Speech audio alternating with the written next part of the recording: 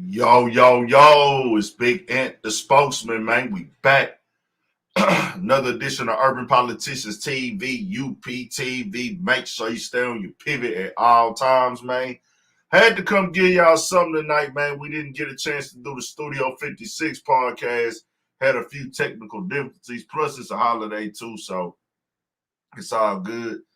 Holiday today, actually. So we'll be back next week. Studio 56 podcast. I think we on like 145, 146. But shout out to my nigga Pook, my nigga Twan. Y'all know what we do every single Monday. We back next Monday. Me and the guys, we back active. So y'all make sure y'all tap in on that channel, Studio 56 podcast. We shooting it right here, right now on Urban Politicians TV. But we're going to be back dropping those over there on the Studio 56 podcast channel real soon, man. So y'all make sure y'all get over there, too. Subscribe to that channel, too. Turn that up. And like we say, nigga, this the vibe stream, not the live stream, nigga. The right way, not the light way. The vibe stream, not the live stream. Turn us up, though. Pack 22 Nasty, QQ, Michael Hurley, Raw LMC, What Go Down, Team King 254, Mr. Grawfire, Heartbreak Kid. What's good, man? Hopefully everybody having good had a good weekend. I ain't really do shit. I ain't gonna lie to y'all. I ain't do shit. Shout out to South Cac in the building. D Burke in the building. We in here. It's going down, man. Shout out to everybody that's on that clock right now. For the holiday grind, man. All my warehouse workers, all my forklift drivers, my machinists, my truck drivers, my UPS, my motherfucking FedEx, all packages and shipping, my stockers, whether you're at Walmart, Target, goddamn Amazon.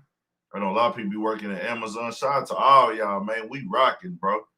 Delivery, my entrepreneurs, my chefs, my cooks, my barbers, my waitresses, my waiters, anything y'all do, my people that work at them shoe stores, all that, man. Shout out to everybody in the building, no matter what you got going on, clothing line owners, fashion designers, all that, man. We rocking. Y'all tap in, man. Turn us up.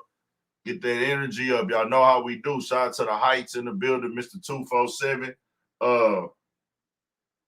Energy, activity. I know it's late. I know some of y'all tired, but the more energy y'all got, the live of the stream gonna be. And so I got a list of topics we gonna go through. Normally, nigga just to kind of get on here, go through shit freestyle, but I do got an actual list because this is what we doing for the podcast. So we gonna go down there through it real quick, man. You know, come tap in. We're going to try to get there through them rather, it's not speed through them, but get there quickly. And when you come in, man, we don't need the donations. We need the participation. We need the activities, man. We need y'all interacting with the chat. We need y'all giving y'all energy. That's the way to live. Don't come on a live show and it's a show for an audience and y'all ain't interacting and giving feedback, man. We want that over here. This is how we get better. This is how we learn more. We need opinions. We need feedback. We need thoughts. You can't come somewhere with a crowd. If a comedian goes somewhere with a crowd uptight and doing too much and they want to be stiff and all that shit, the live show gonna be weak. Don't come to my live show, not giving a fuck, no haircut, nail. Females ain't got their nails or their hair done and they want to sit up there with a frown doing all y'all shit. Like being stiff, nah, man, this ain't the too cool for school chat. You know what I'm saying? This ain't a chat full of young motherfuckers. Because the audience, you know, we got younger people in here, you know what I'm saying? 17, 18, 19, 20. But most of the audience is rather grown. So y'all get up in here and turn it up. Best barbecue joint in Texas. QQ. I don't want to lie to you. I don't know. But it's a dope spot right now that I'm fucking with, bro. They out there by my boy crib out there in Tomball off Spring Cypress. I think they shit called Double. Man, what the fuck is that shit called? Hold on. I'm gonna get y'all the name real quick and then we gonna get into this Boosie stuff. Make sure y'all tapped in, though. Shout out to everybody. Now we gotta do the opening. I gotta do the opening like we ain't gotta do that part. We gonna do this. We gonna get into it. I'm supposed to tell y'all what all I did this week and all that.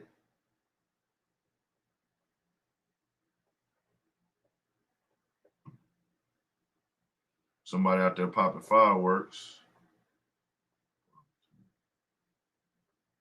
It's one in Tomball. I mean, in Humble that's pretty good that I ate back in the game, and I don't know. I can't remember the name of it. But this one is if you're in the Tomball area, try these motherfuckers. 2 guys, 1 pick. I'm fucking with them. 2 guys, 1 pick. I done spit with them twice. Both of the times they hit. And it ain't no black spot. It's a white spot. They on point though. The ribs be on point. I still got some of the leftovers up in the refrigerator.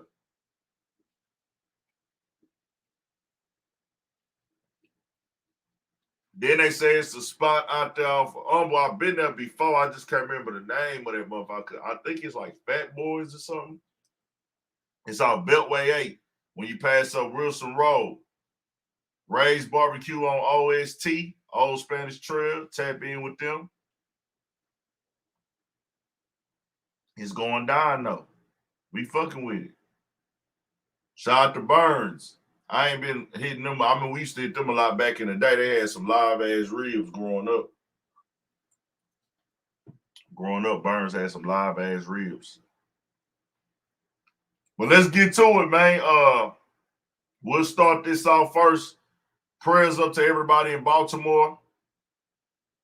Shout out to everybody in Baltimore that's going through it right now. The condolences to the families of those lost ones. Mass shooting out there. They was at a block party in Baltimore over the weekend, and it went majorly left up there. Majorly left. I couldn't even believe that shit. Like, God bless everybody lost their life out there, man, for sure.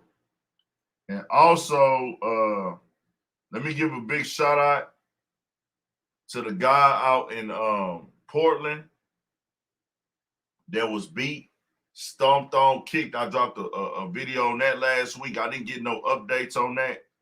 Let me go through that real quick. Shout out to him because he went through it, man. Beat old boy bad, man. I dropped a video on it, though.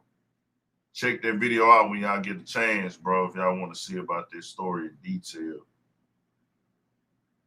Dog got it, man. He had a food truck.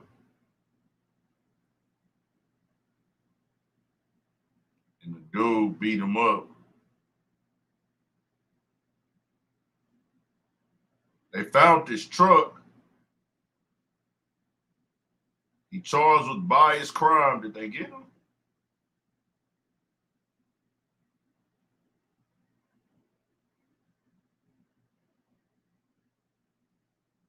They charged him with a biased crime, but they haven't arrested that nigga. Oh, they got him. Okay. They arrested him. Okay. Yeah, it says a man accused of attacking a black food truck owner in Southeast Portland was charged with a biased crime in his first court appearance on Monday. The judge, prosecutors charged Daniel Warren with biased crime against and second degree assault. He pleaded not guilty. Man seen on video attacking Daryl Preston. Yeah, man, he was kicking them all in the head, all type of shit, bro. That shit fucked old boy face up, man. That's fucked up. I did a video on it. The only thing was that video, you know, them type of topics don't really go crazy, but they actually put the age restriction on the video, I guess, because of like the thumbnail and the imagery, because I wanted people to really see how his face looked too. So they didn't really push that video out there super heavy. But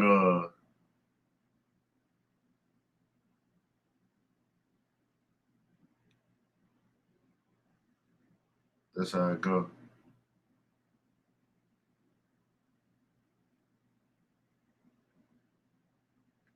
But shout out to him. Also, Big Pokey was laid to rest, man. Big Pokey was laid to rest. Rest in peace to Big Pokey. Croc Bull, SUC, Screwed Up Click. They had the June 27th show this past week. This week also. I didn't get to make it to that this week. I wanted to, but it was a lot going on. It was Tuesday. I think it was Tuesday. Yeah, it was Tuesday.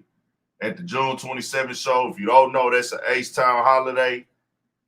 Shout out to my nigga De Niro Den, man. De Niro Den. I was a little upset. I went to my nigga De Niro Den show. Y'all check out De Niro Den, bro. That nigga dope as fuck out of Stockton, California, man. Bro Cole on that music. De Niro Den. Y'all go support him. I wouldn't say y'all know what is not good. When I stamp something, trust me, the music is good. I'm stamping that one. That nigga Cole. Just got it. De Niro Den. Check him out. But De Niro, he did his thing up there, man. The show just happened to be in the area I grew up in, on the north side of H-Town. Pulled up on him. He was out there from Stockton. But they did a cipher. He wasn't involved in the cipher, but they played the June 27 beat.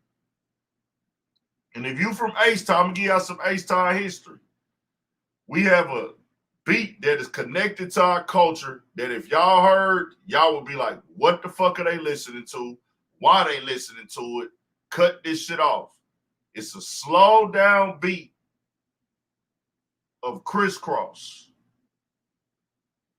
A Crisscross song that Jermaine Dupri produced. DJ Screw slowed the beat down on the mixtape, but they freestyled on it. It's like however many minutes long, like 30 minutes long. 30 minutes long. Big Pokey's on there. Y'all might have heard it before. We even know how to do the beat without the...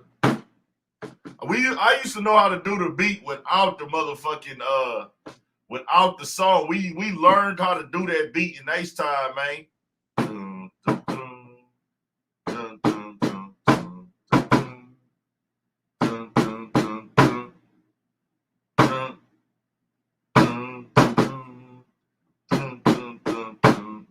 We used to beat and freestyle to that hoe as kids. So I say that to say this. Niggas know if you jump on that beat, you have to go off the top of the dome. Or you can have a rehearse for it, but under no circumstances do you pull your cell phone out.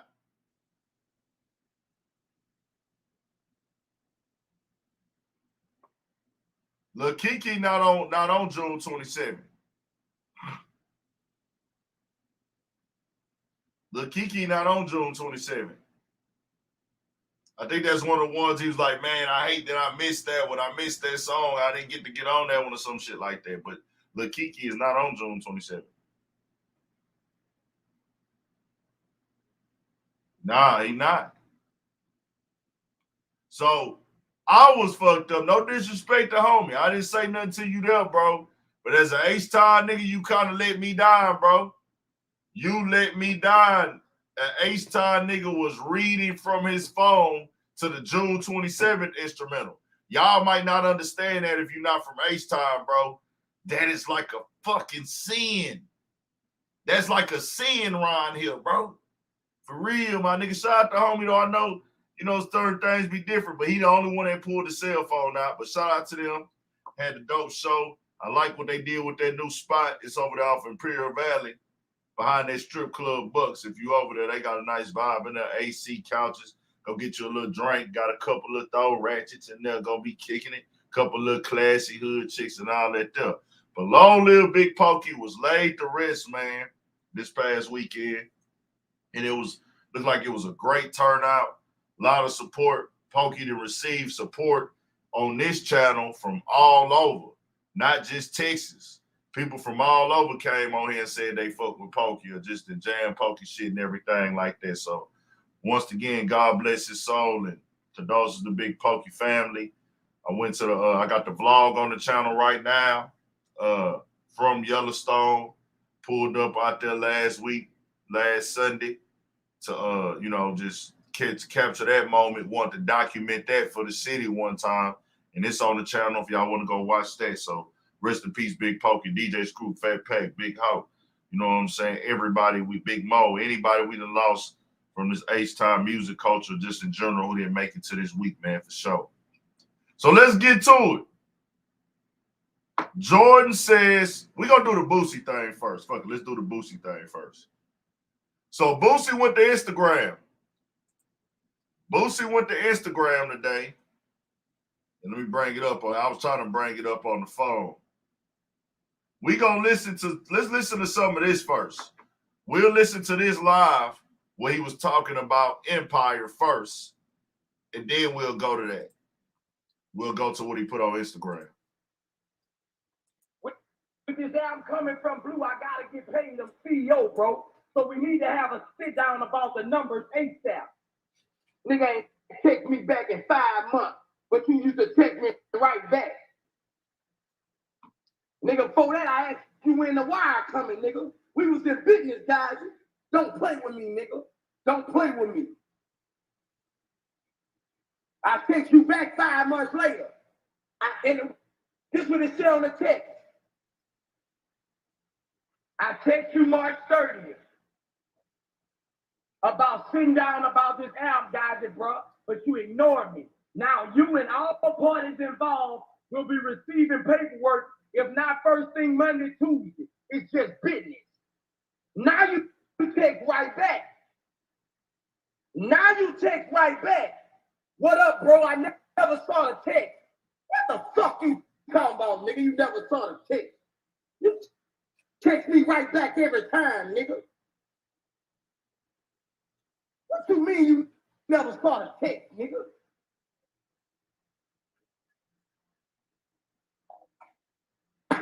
You text, nigga, I text you.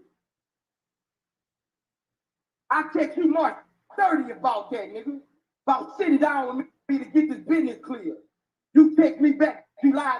I text you back July 23rd. That I'm filing paperwork. You text back 5 minutes later, nigga. You wrong, bro. All y'all motherfuckers. You wrong, bro. You wrong, bro. You gonna hear me every day, bro. And labor down, bro. You gonna hear my mouth every day, bro. Give me my damn money, man. That's for my children, nigga. That ain't for me, nigga. I'm sweating. That's for my children, nigga. Pay me my shit.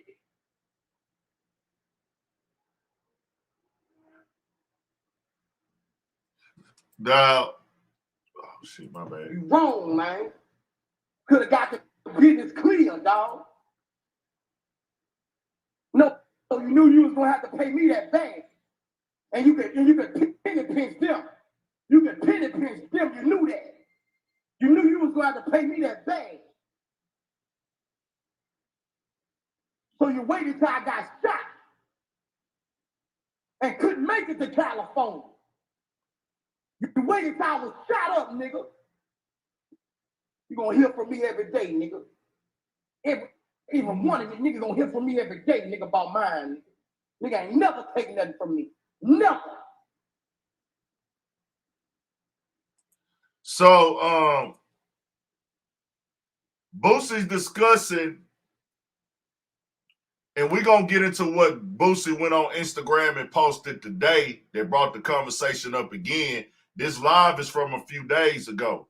He's talking to Ghazi, who is the face of Empire, CEO, business, everything like that. Actually, just seen Ghazi out here in H-Town last week working with Sauce Walker. Sauce Walker, Peso got a situation over there now. But Ghazi, he didn't put a lot of people, helped a lot of people get on in the game with the streaming, the digital era, the promo. They are a distribution company. But this conversation is about Young Blue. So he's talking to Ghazi about his artist, Young Blue. This had came out a couple years ago, and Boosie went live the other day about it. And then today he went to Instagram. And this is coming from him supposedly, from what Boosie is saying, they just played on them, did them dirty, came and took an artist as a young Blue Vandross, that was hot, doing numbers and turned up. He's supposed to be under Boosie's imprint. And he's saying, hey, man, y'all came and snatched it from up under me by forging my signature. My signature was forged by my own family member. And this is what he put to the ground. Ed Ghazi, Empire, Universal, etc. Can y'all pay me my money? Y'all know my name was forged and I knew nothing about this deal with my artist at Young Blue. I text you and you ignored me for 5 months until I said I was sending paperwork. You knew I was CEO. Why not contact me and get the deal done? Check. Cold part. Y'all waited till I was shot up in a wheelchair, went and did this deal and got my brother to forge my name. It's straight greed. Do the right thing and pay me. Y'all thought I was too gangster to lawyer up. I'm going to go fight y'all till death for my kids' money. This has caused friction with me and my own mother, and y'all thinking it's a game. Y'all trying. Fuck, it's up. Then he went in this caption and said, Ed Ghazi at Empire is wrong. Pay me my money. The whole world and all my teachers I had at school know that's not my damn signature. And he posted his signature right on there. Said all his teachers know, nigga, this is not his signature. He wanted to put that on display to let everybody see the real right there. He said, I just had to pay another 100K to lawyers to fight for my money. Shaking my head. No more being cool, no more. Shaking my head, no more being cool, no more. Blue say he ain't got the leverage to make them pay me anymore. Go viral and tell them pay me, bro. Ed Ghazi, run me my change. Y'all know what y'all did. Shaking my head. Y'all about to hear from me every day. If you a Boosie fan, at them, tell them pay me my shit. Everybody know this man was signed to me, no cap. How the hell you let him sign my name after he was already accused of stealing? He's talking about his cousin. He's saying his cousin forged his name to cut him out the deal. And I'm going to tell y'all like this. I wasn't there. I don't know.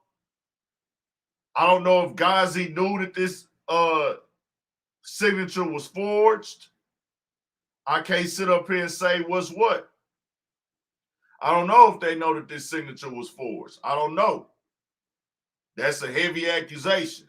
To say that he knew the signature was forged. As a label head, as a nigga that runs a label, I have to see all the proof and the facts. Now, if, I want to be clear, if, or that's his brother or his cousin, my bad, y'all, whichever one, family member though. If a label head knew that the signature was forged and in on the play, that will kill your entire reputation. I don't feel like Ghazi would do that. That's just my personal opinion on the outside, but I don't know Ghazi. I don't think Boosie would make up a Latto. So he truly believes this. Now, they Instagram and text me. I mean, they text messages how they went. I don't know. But the music business is shady. I'm not going to put this on nobody because we on a platform. I got to wait till all the facts come out. But this is a shady business, man. This music business is very shady. It's very cutthroat. It separates people. People get greedy. People want to get rich. They want to cut a man out. Now, when this went down, Young Blue said himself. That's what Young Blue said. He said, yeah, I got up under you, Boosie, but you never put no money into my career. That's what Young Blue said. Young Blue said Boosie never put money into his career. Boosie never did nothing to really push his career forward. He got him like a Vlad TV interview, he said, but it's like you and, whatever. Still, if you signed in that paperwork, they're going to say that's the business. And there's two ways to look at it. If you sign the nigga, that's rightfully yours on paper. They got to pay him, no matter if he invested in the artist or not. But if that's on the side of, hey, my nigga, was you really holding me down? Was you really putting your all in my music career? Was you posting every song that I dropped? Was you telling everybody I'm the hottest nigga consistently? Was you walking me in the clubs? Was you putting me with the producers? Was you paying for my studio time? It's just layers and levels to it that I don't know. But when it comes to the paper, all that, you know, all that what you call it, when it comes to the paperwork, none of that shit matters. If your name is signed, your name is signed. That's how this country works. That's the law of the land, agreed or not, whether you like it or not. But Ghazi is supposed to contact him directly. That's his artist. You want to do good stand-up, clean business. You got to. You got to do stand-up, clean business. I don't know what's what. I'm going to wait till everything play out. I don't feel like Boosie would get on here lying, though. But Boosie been pressing his line on Instagram now. Went live a couple days, and now we here. Where it's going down like that there. So y'all tell me what y'all think about that. And we'll move on. What y'all think about it, man? Somebody say Boosie. Nah, he supposed to contact directly.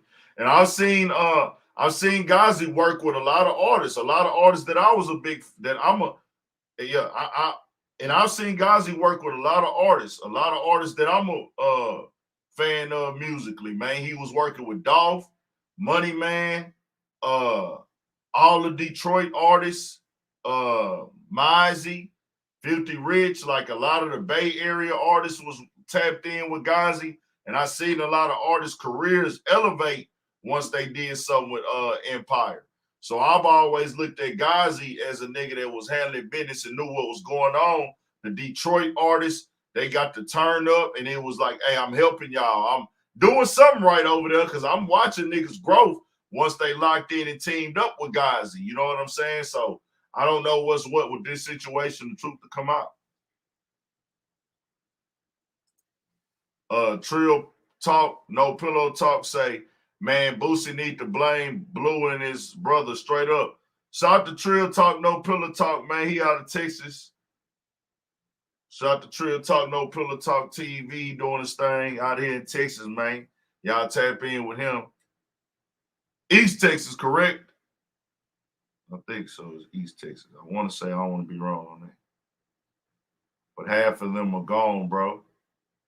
What you mean? Half of what is gone?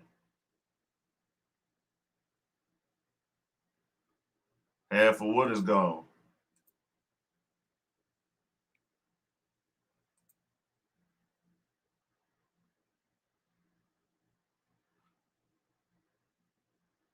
East Texas, yep. So out to East Texas. Sure Talk, No Pillow Talk. Them artists, they are no longer with us. No. We're not going to start that narrative over here. DJ Killzone Jones. You got... every life is valuable, bro, but I don't want to box niggas' life in on some rap shit, bro, when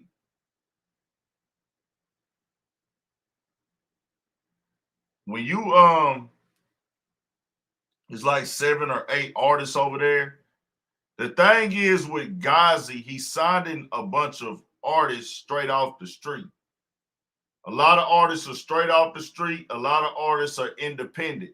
He's signing more artists than your average record label. If you went down some of these labels, a lot of these rappers that are dying, it's going to come back to a label who has the most artists that have a name. He has the most artists that have a name because he's doing deals with artists that are bubbling and they coming straight out the streets. Some of them have made it for some years and independent. Then some, hey, they might have just got up over there. Slim 400, it just kind of went up over there. Draco and him, they had did they deal back in the game for like a project or two. They deal was already over. Young Dolph was over there. King Von was over there. Mo3 was over there. I don't like those type of talks because do y'all feel that he had anything to do? The way that Mo3 died, the way that King Von died, do y'all feel that he had anything to do with that?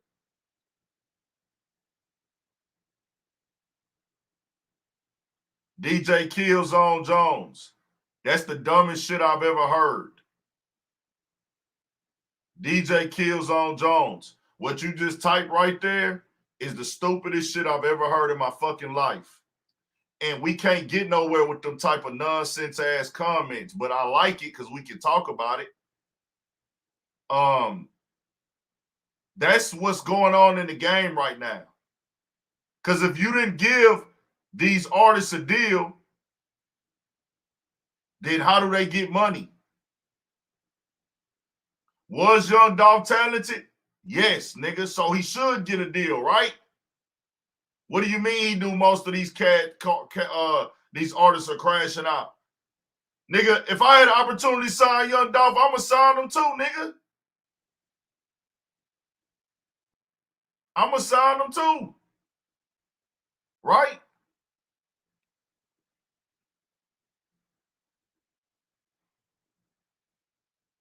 I'ma sign, if Mo 3 want to sign, I'ma sign him too.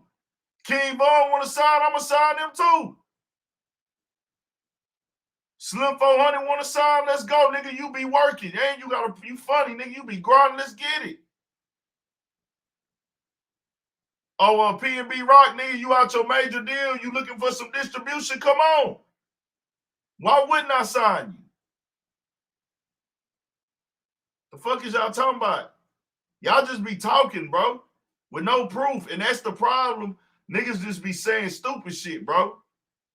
We gotta start elevating our minds, bro. DJ Killzone. He's not his fucking daddy. He's not his fucking daddy. He's a distributor of his music. They have a partnership. He's a distributor of his music. I can't make no nigga not listen, bro. Ghazi is an Arabic Palestinian, I think. He can't tell no street nigga what to do and what not to do, nigga. The fuck is you talking about? Just accept that you sound stupid right there, bro. Don't go home without moving right. Nigga, you can move right as you want to, nigga. When you in bullshit, you can be moving as right as you want to, nigga. When you in bullshit, it get rope. I hate that it's like that, but that's life. The goal is to not even get into the bullshit. But most of these niggas coming into the rap game, they already in bullshit, nigga. Come on now. Let's start losing our brain, bro. Stop just saying shit because it sound cool. I hate that old da-da-da. Come on, bro. Knock it off.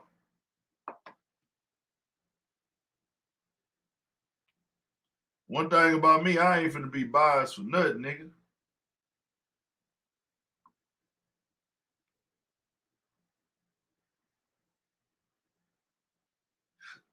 Zero and Shaq got a video together? Are you fucking serious?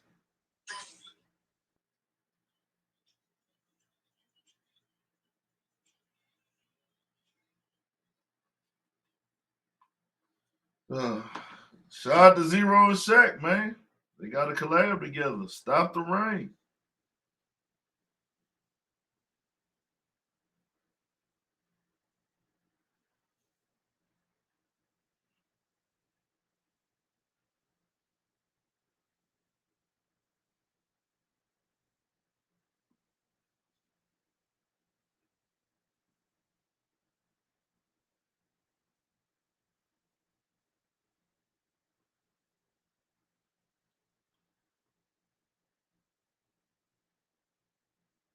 Let's move on from that.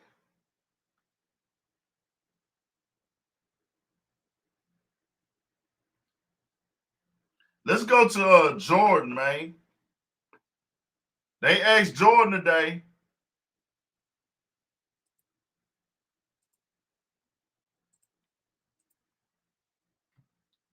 Well, it was yesterday. TMZ called Jordan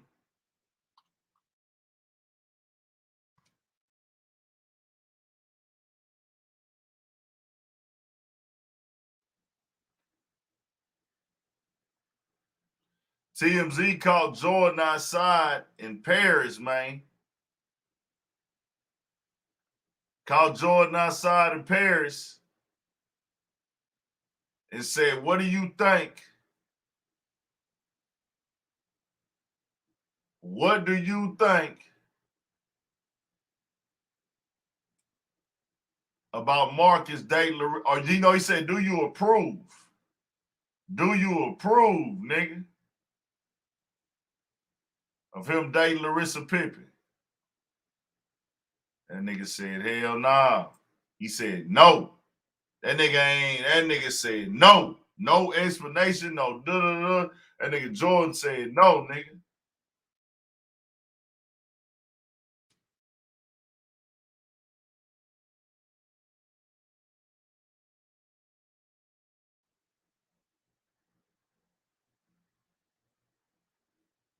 Trying to find somewhere I could put Jordan on the screen. Man. Hold on.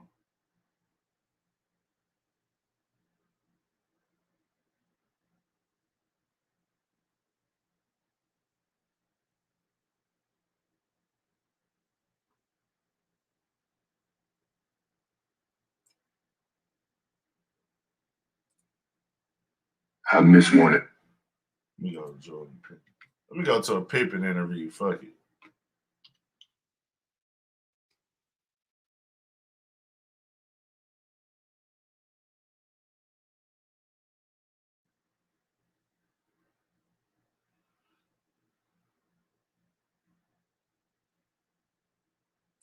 Found one of these podcasts Pippen went on, man.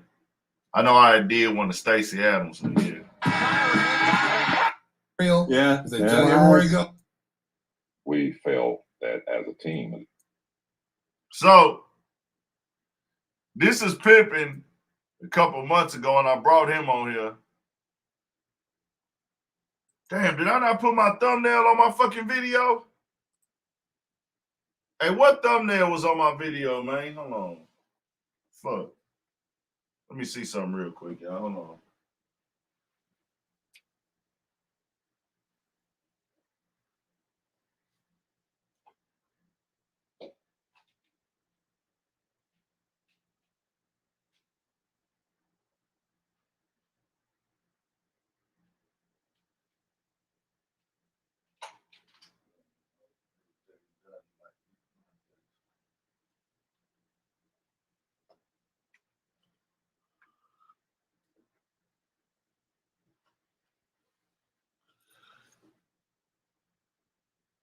I think I did. Nah, so that nigga came up. They asked Jordan out there. He walking out with his lady. Do you approve of your son and Larsa Pippen? That nigga said, nope. Hold on real quick, y'all.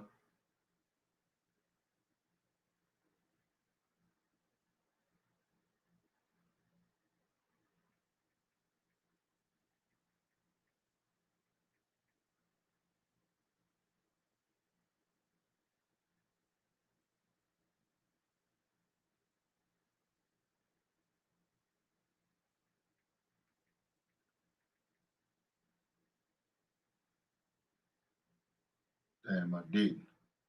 Hold on real quick, y'all, for just a second, man. Give me just a second. We finna get it back started, man. I'm shooting my own self in the foot right now. I hate when I do that shit.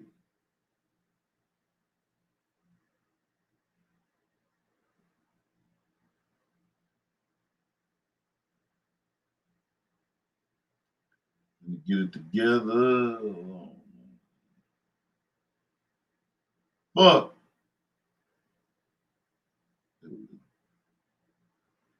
we back.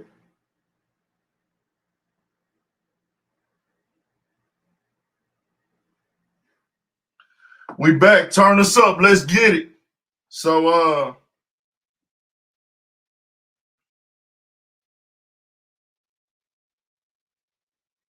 he walked by today. I'm gonna play the audio from that.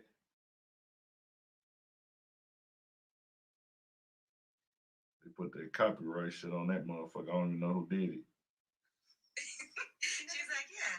Listen to what she had to say earlier. I don't know, Marcus. You're gonna be a new season. Yes or no, Marcus?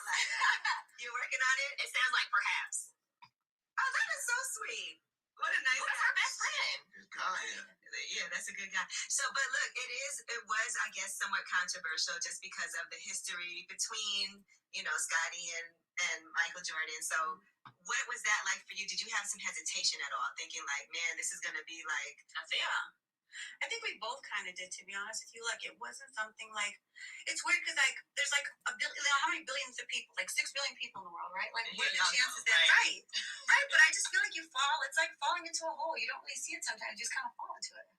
Oh my God. and how is it with the families now? Like, with the kids, and everybody's good? Yeah. Okay. I feel like everyone's good. I think people at the end of the day want to see you happy. I feel like I want to be happy. He wants to be happy. Our families want to see us happy. And if you're with someone that makes you happy and brings out the best of you, then like, why not? Mm-hmm. Now, other Hey, Mr. Jordan, what do you think about Marcus and Larsa Pippen together? You approve of it? You don't approve? That nigga said no and got in the truck. That nigga Jordan ain't getting no explanation or not. And drag DJ Kills on.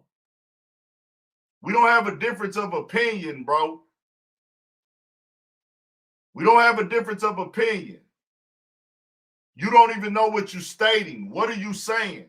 And I hate when niggas do that. And that's the problem with the world today. I don't have a personal problem with you. I hate when people come spewing shit that ain't factual. Because you came over here and said all these artists died over there. And then you blamed him for the artist dying. Like he collecting the insurance checks. Then you come over here saying, hey, he should be having them move. He should be telling them to move correctly when they go home.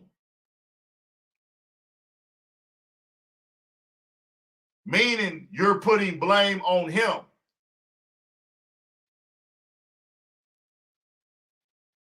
When he's signing these artists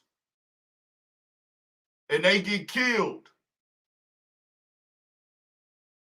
for different reasons. Nobody got killed for the same reason. XXX got killed by somebody trying to rob him. P&B Rock got killed by somebody trying to rob him. See, your conversation is off. The talking point can be, if you want to be that, you don't agree with somebody that's not from our culture, as in a black person, profiting off of black talent the way they do, or helping them promote violence. But your arguments that you type, they don't make any sense. Not like all of them died the same. You putting it out there and making statements like he's signing these artists just to collect the money off their death. He makes more money with them alive than dead. He's a distribution company. The hit that he gets for these artists dying, the initial spike up, that goes down. So when an artist dies that is popping and got a name, he's the hits, the stream, they'll initially jump up. But if I could get this artist to be here for 10 years and popping, I would rather that spike as opposed to the spike of him dying and me getting a bag for a few months off of his death, which I don't really own that nigga music anyways. I'm a distribution company.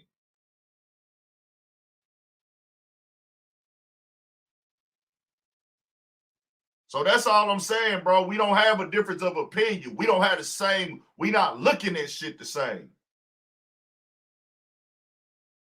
Because what you saying, you don't even know what you saying. And then y'all niggas will start talking in circles. What is. This is why I be trying to talk with everybody and work with everybody. This is why I don't. Because y'all niggas just be saying shit, bro.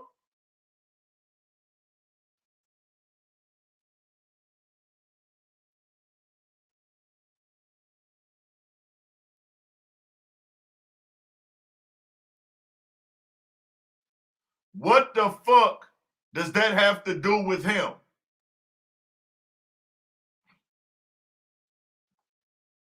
You're making it seem like it's his fault. That's how it came off initially. Like it's his fault that this shit is going on. So you need to say this. When you come speak on this about the artist dying on his label, say this. I feel Ghazi should do more educating for his artists about how they move. Say that. Say that. Because all that other shit that niggas be talking about, that shit be distractions, bro. All that, cause that let's get the insurance money for this artist right here dying and da-da-da. Nah, if they are doing that, I don't agree with that. But if that's gonna be your argument, make sure you got the proof on that. Because that's where we get lost at. When niggas don't have the proof. And I believe, possibly, you are correct. You are correct. These niggas do got their ways. Da-da-da, da-da-da. Da-da-da. Niggas got their little ways to finesse and finagle at these labels. That's I'm not gonna sit up here and deny you on that. That's a fact. We know this. But you have to pick what the argument is that you want when you talk to Big Ant. Now, when you go to other nigga shit, when you go to mother nigga shit, you can say all that old crazy wild shit. I don't do that over here. This is a smaller platform when it comes to the live streams. If you have a personal problem with him, say that. I don't like coded shit over here. That coded shit pissed me off. I like straightforward, direct reality shit. Straightforward, direct reality shit. If you feel like Ghazi should be teaching his artists how to move, come on here and say that. All that other slick talking sideways shit, trying to find some shit.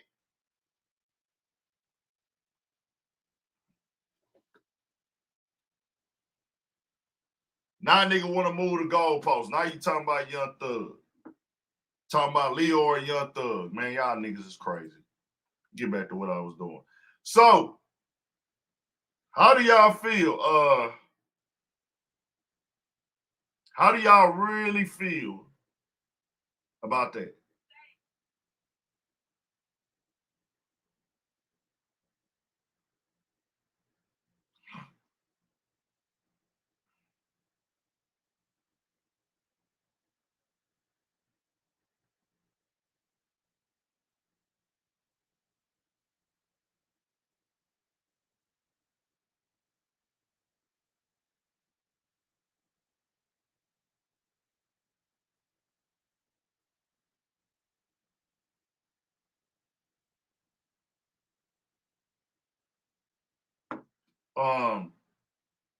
I ain't gonna lie, bro.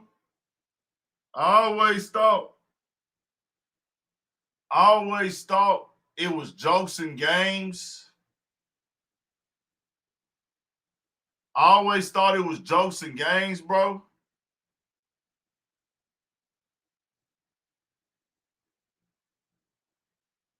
I never said they was my friends, bro. I never said these people was my friends. I don't know, guys. I don't know any of these people, bro. I never said he gave a fuck. I never said he gave a fuck. I never said these people were his friends or this or this or that. But for everybody to put the blame on the label is just lazy and stupid. And I will stand on that in front of everybody. Who whipped, nigga? Who whipped? DJ Killzone, you that nigga from St. Louis? Hold on. DJ Killzone, is you that nigga from St. Louis? Hold on, nigga. You done fucked up, nigga, if that's you. Who whipped, nigga?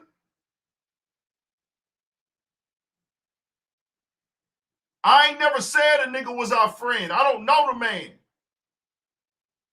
Oh, okay. I was finna say, nigga. I was about to say, nigga. I was about to say.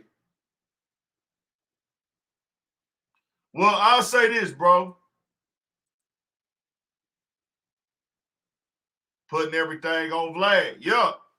Put on the people. This is why we can't win in these conversations, because people don't know how to have the conversation. We got 50% people saying Vlad is just doing his job. We got 50% of the people saying Vlad is doing his job. Then we got 50% of the people saying it ain't Vlad's fault.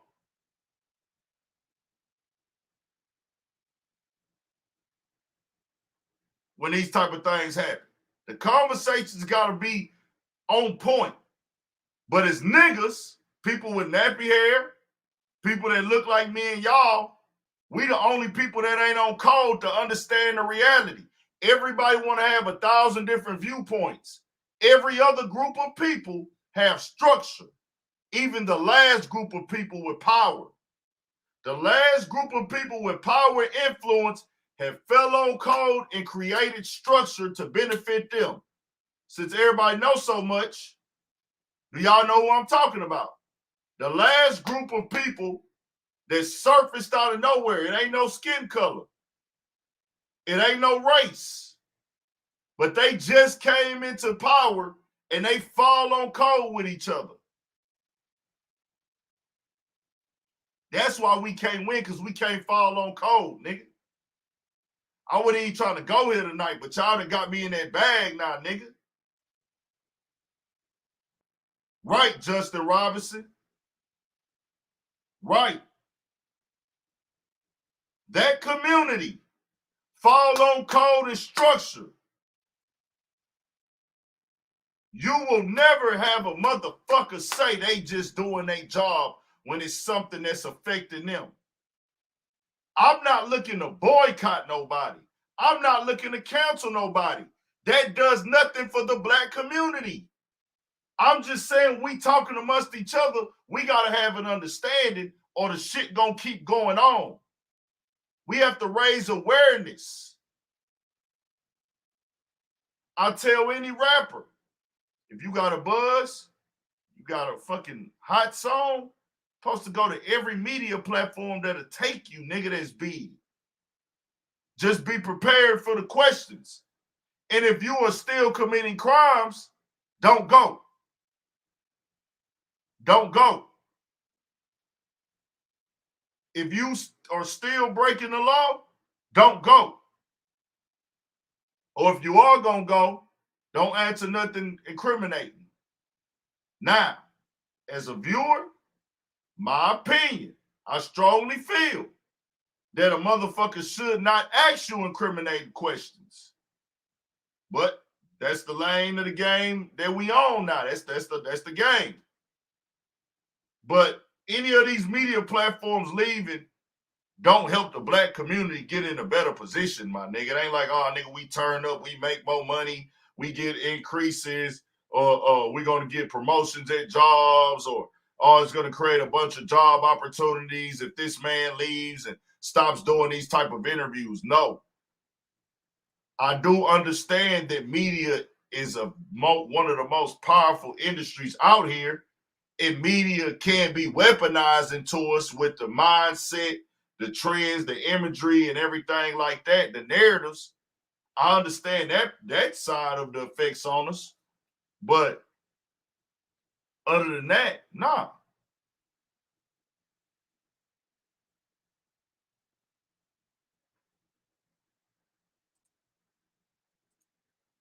So now, Scottie Pippen, I don't think Scottie Pippen is concerned with Larsa Pippen. I keep calling her Larissa Pippen. I called her Larissa Pippen all day. You know, at first I used to treat this like it was a game and it was da-da-da. And I would just really go in on her. I didn't ever really have nothing to say to Marcus Jordan. But today, when Michael Jordan said that, bro, Michael Jordan said the realest shit ever. And he kept it short and sweet.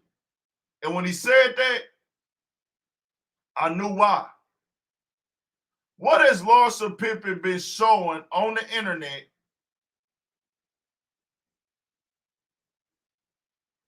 What has Larsa Pippen been showing on the internet for the last fucking few months?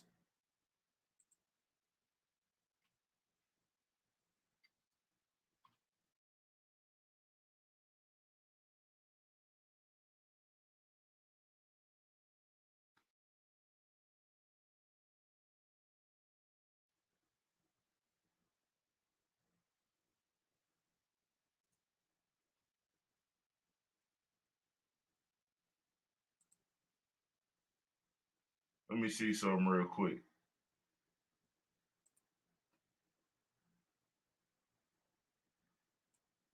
I ain't got but 41 seconds on that bitch.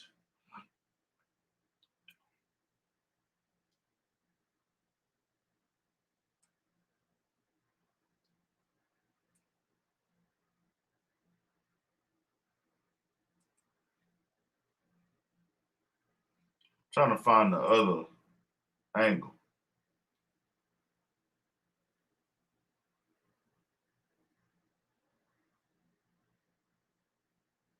Nah, Scotty ain't, but his real Marcus is whip. MJ ain't with it, but his son is grown and Larsa is trying to hurt Scotty. She just a square prostitute. And she got with him because he knew MJ wasn't going to lay up with her, so she got with his son. See, all those are theoreticals. All of those things that y'all saying are theoreticals. And, you know, y'all can have y'all opinions, but I like to speak to the facts. Larsa Pippen has been doing media speaking on her personal business with Scottie Pippen. This was your husband. For 20 years? I think they got married in 97. So from 97 to 2018.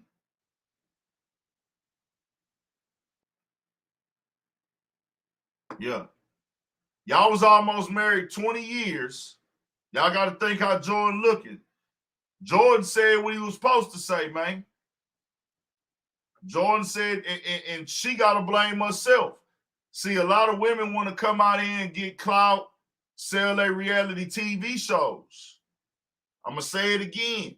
A lot of women, like Larsa Pippen, is clout chasing, trying to sell their reality TV shows and their persona and their personality. Then when somebody tell you the real to protect theirs, they hating and they foul.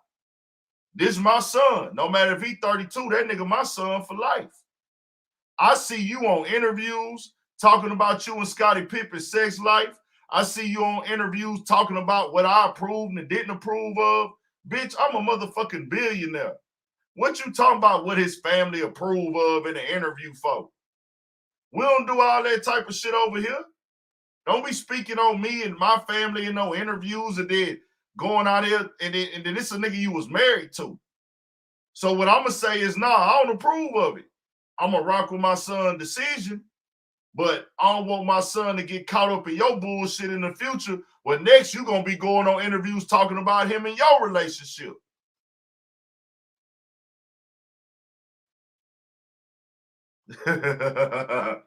Nah, facts, AC. Facts. I fuck with it, bro. I fuck with it. Like Jordan, like, nah, I don't approve of that shit. She just took half of the nigga retirement, man.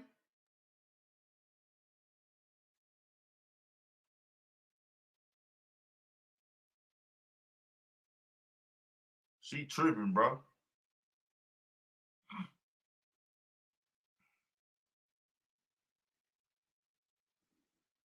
What did she do before Scottie Pippen? So she was basically really just a trophy wife.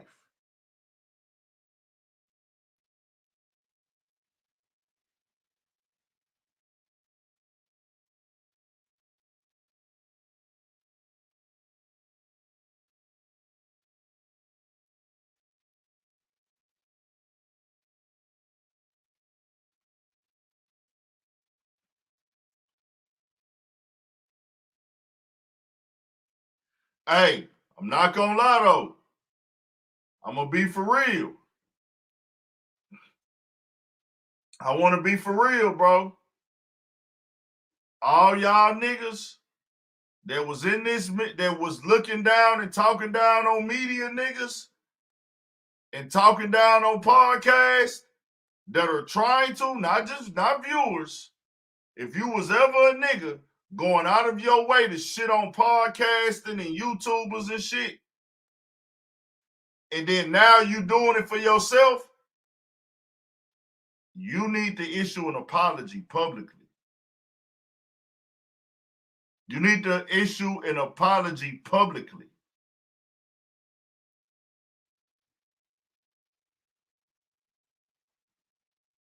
I know some of you niggas, I'm not going to say no names. Y'all know who y'all are. Y'all was shitting on niggas that do podcasts. Y'all was shitting on niggas that do YouTube. Y'all was shitting on niggas that was trying to do media. And then I started slowly seeing a lot of niggas y'all had respect for doing it. Then now I see y'all doing it. But y'all forgot just 5 years ago, oh, this shit was lame. It was for weak niggas and suckers.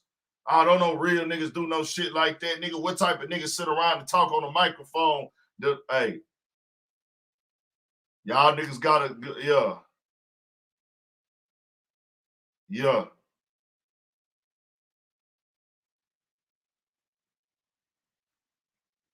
You said Ochocinco? What they said, AC? I think I gotta do a video on that.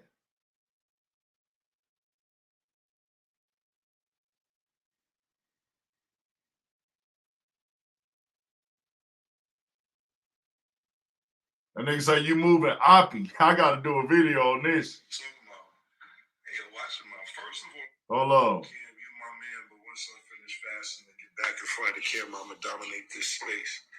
That's me. Hey, yo, watch your mouth. Hey, yo, back in front of the camera and do what? And what space you talking about? Hey, yo, watch your mouth. First of all, chat, niggas wanted me to get you paused a long time ago. I said, I ain't gonna fuck with chat. You know, he be going through his little mental shit. I don't know what it is exactly, but I said, I'm gonna leave chat alone.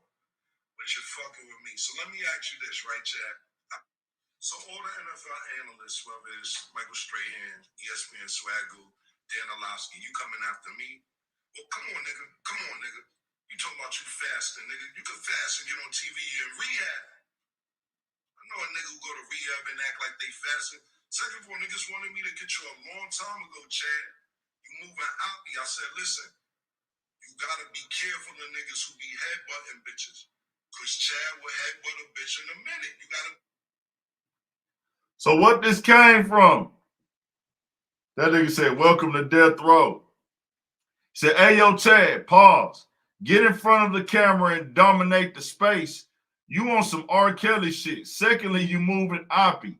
Instead of trying to compete, you should just ask to come on the show. Matter of fact, I got a job for you on Mondays. You can be our NFL analyst and then clean the bathroom and kitchen after we film. It'll pay more than for the Dineros de Monetero, the last pro team you played for in Mexico. Welcome to death row, nigga. Cam is going in on niggas. Birdman in his comments.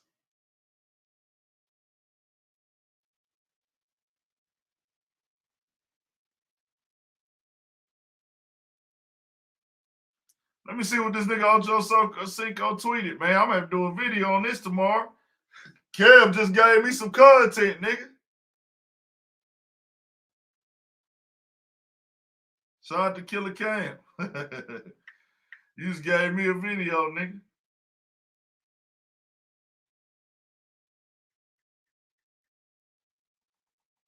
Chad Ochocinco.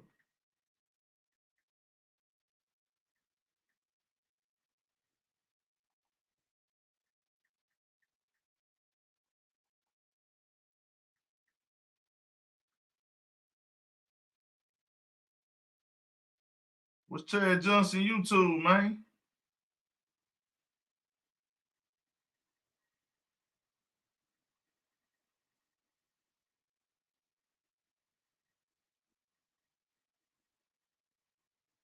This shit is crazy because this nigga Cameron been having to pop his shit.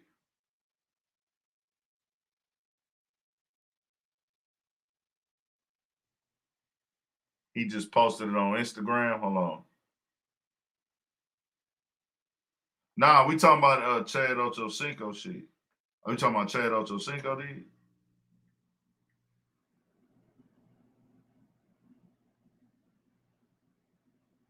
Nah, he ain't posted on Instagram. I don't see it. Yeah.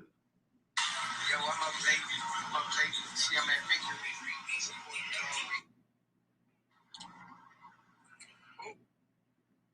Not the motherfucking day, honey. Hold on, I'm trying to find Chad Johnson, real quick, man.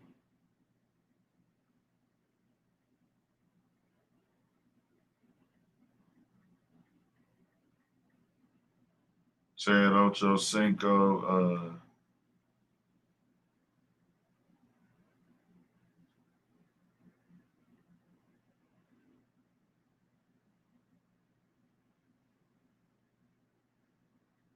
well, I can't find this nigga Twitter. Ochocinco, I got it.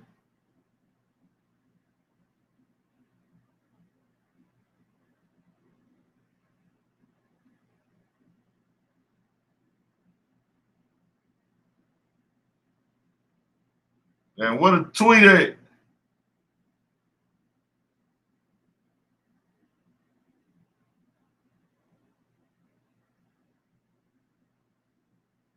Okay, here we go.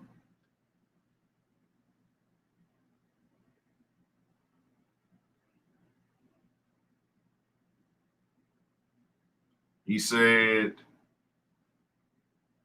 hey, yo, why you attacking another brother in front of me instead of uplifting him and providing a helping hand? Fucking sellout. How about you go take some McDonald's to the face? And Chad said, reading and comprehension is important, you fucking deuce. I'm trying to see what this nigga said. He did it on Twitter. He tweeted Cameron. That's what I'm looking for. Cam, you my man, but once I finish fasting, get back in front of the camera. I'm going to dominate the space. Okay, that was 9 hours ago.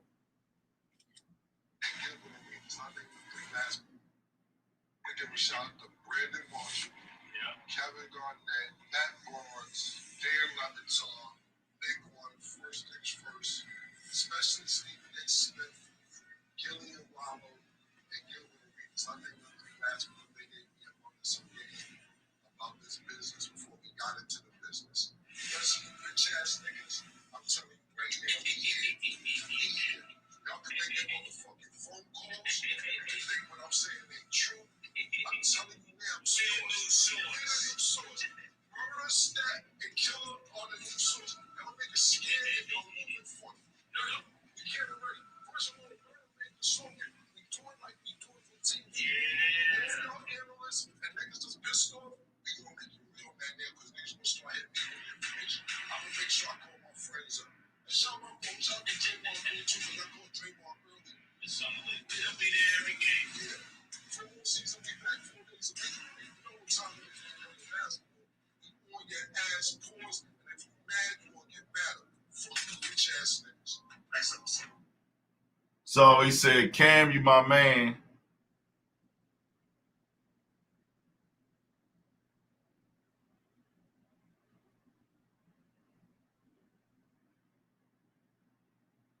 So Ochocinco was on I Am Athlete.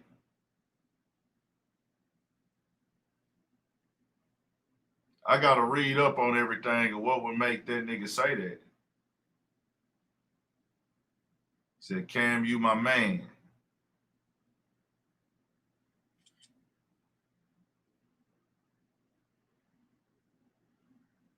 What's good, everybody up in here? Cameron ain't playing. Cameron on his bullshit, nigga. Fuck it.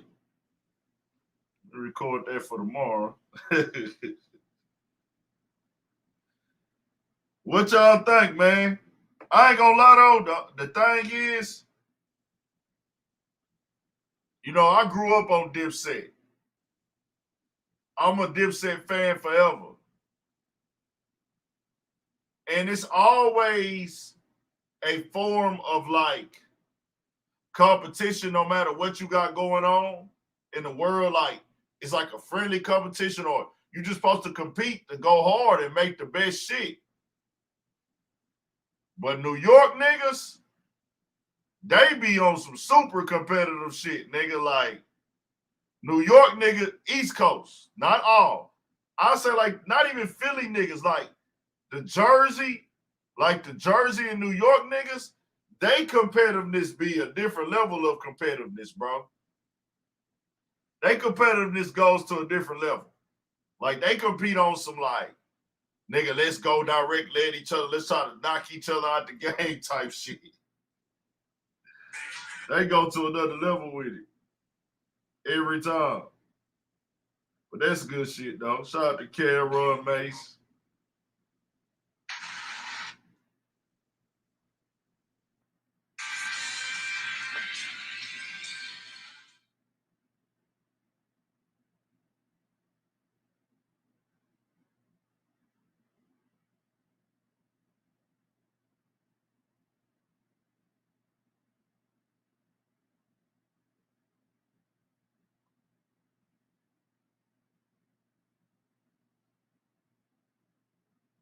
I said Philly niggas is different. Philly niggas don't really be on that. Philly niggas just kind of, they be on some street shit with each other, but you don't see Philly niggas be at each other and they kind of got that wave.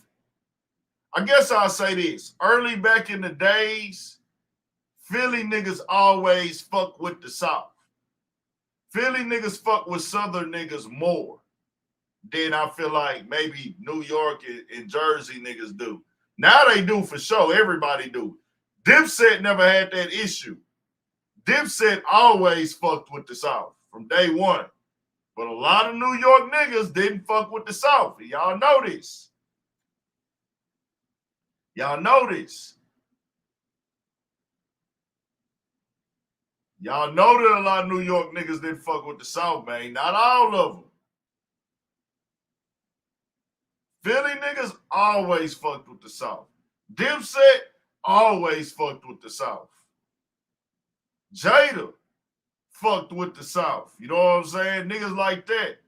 Jay-Z always fucked with the South. Few other niggas always fucked with the South.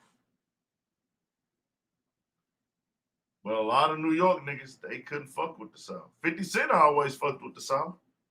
50 Cent always fucked with the South. And it don't even just be like the rappers, bro. It really don't even be for the rappers.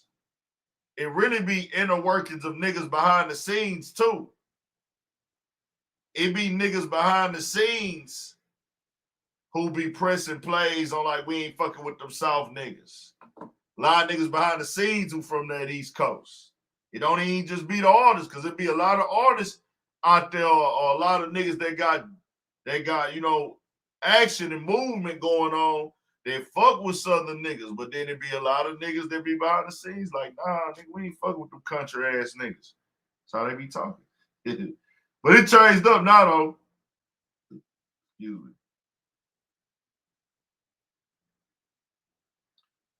Yeah, I seen that post on his Instagram.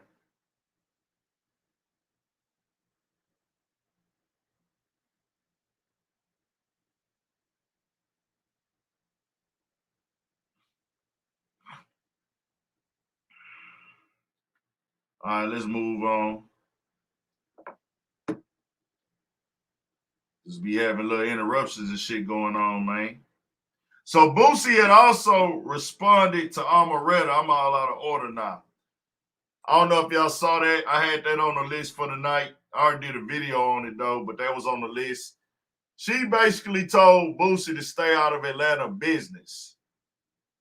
She threw some jabs out there in her song. She did that, Put It On The Flow, the Latto remix, all the girls been rapping on. A lot of niggas been rapping on that beat, too.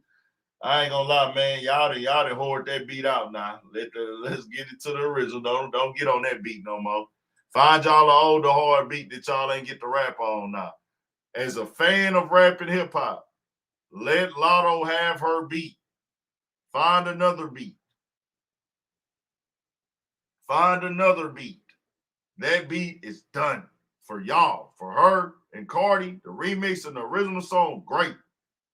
If you already got it out, good. You did your thing. Salute you. I salute and respect you for rapping and doing your shit.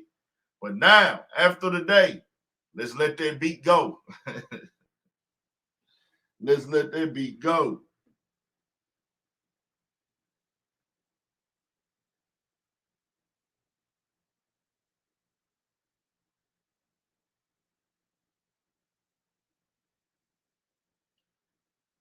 Oh my God, they gotta stop putting this type of shit out. This trash ass bitch, Mariah, they said Mariah Mills was offered $1 million by an adult website for a tape with Zion. Mariah, you're trash.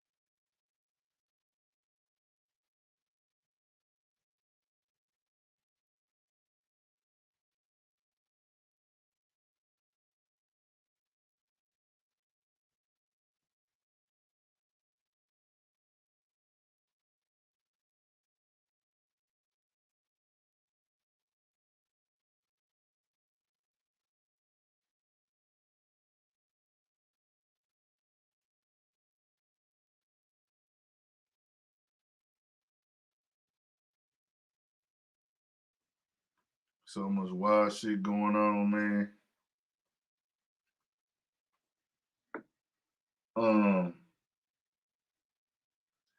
Somebody said she clout chasing. Yeah, we had talked about that the other day.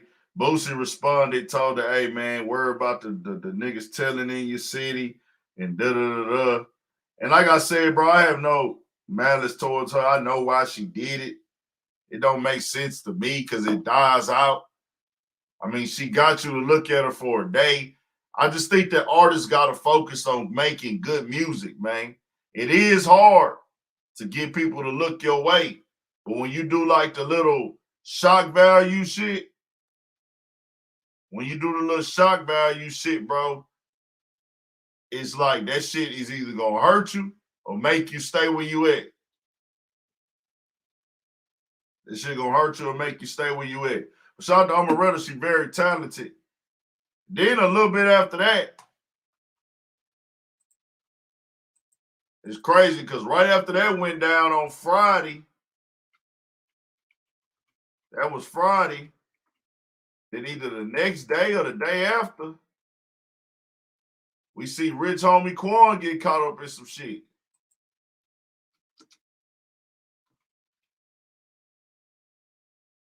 I want to tell y'all like this, bro. Once again, this ain't none of my fucking business. I'm really on the side of, bro, what can we do? What can the game do to keep all the street politics and business off the motherfucking internet, bro? What can we do?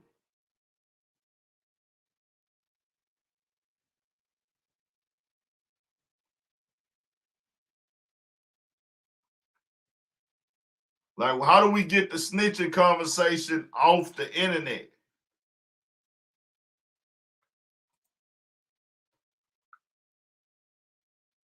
Is it gonna stay here forever? Real quickly. Cause I want to know y'all opinions in the chat. I cover some of this shit, but I like to be different and cover all type of shit. I don't like to just stick it to the street shit. Cause my perspective on that shit come different. But is this where the game is stuck at, or do we get past this shit?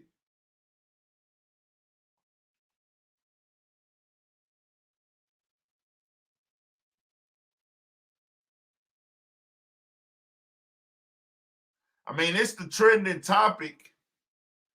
It's the trending topic. So I mean, if you in this business, if it's a popular rapper with that tied to his name, that's why I really like, I didn't drop a video on this Rich Homie stuff. I didn't drop a video on Rich Homie. I'm only speaking on this on the lives because, and I didn't drop a video on it because I was waiting for him to respond and clear it up or tell his side or whatever. Maybe it ain't nothing to clear up. I don't know. That's most definitely him talking. AI was not out back then. Whatever room they was in on that audio, that was not that interrogation room or that investigation or interview room. That was somebody listening to that audio.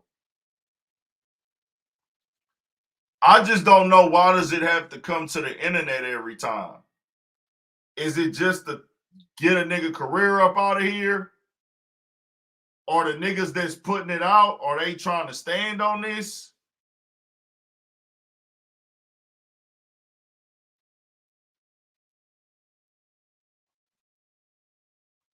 I'm going to be real with you, bro. I don't even think it's our culture who cares about it so much. Shout out to Jaren, 100. I don't think it's our culture. When I say our culture, I'm talking about Black urban African Americans.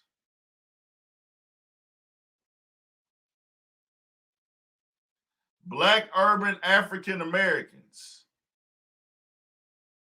I don't think our culture cares about it as much or look at it as entertainment as much and focus as much time into it as others that's viewing the culture. Like a lot of these views on these snitch videos, most of them are coming from niggas from the suburbs or niggas that ain't really living that lifestyle.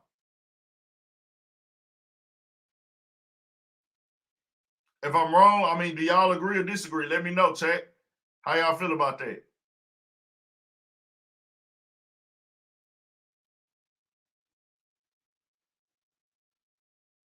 False. The people that speak of them. Okay, no, facts, Annie. And 4-1, you right. And 4-1, that's correct.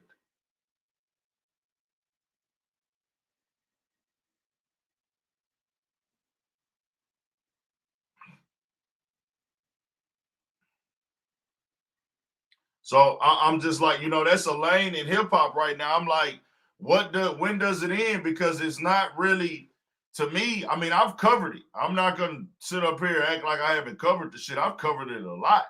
I mean, it's part of the cases at times. It's part of niggas' cases. So to me, it's kind of like, like this one coming up with Rich Homie Quan, allegedly, if it's part of this case, whatever this is, then yeah.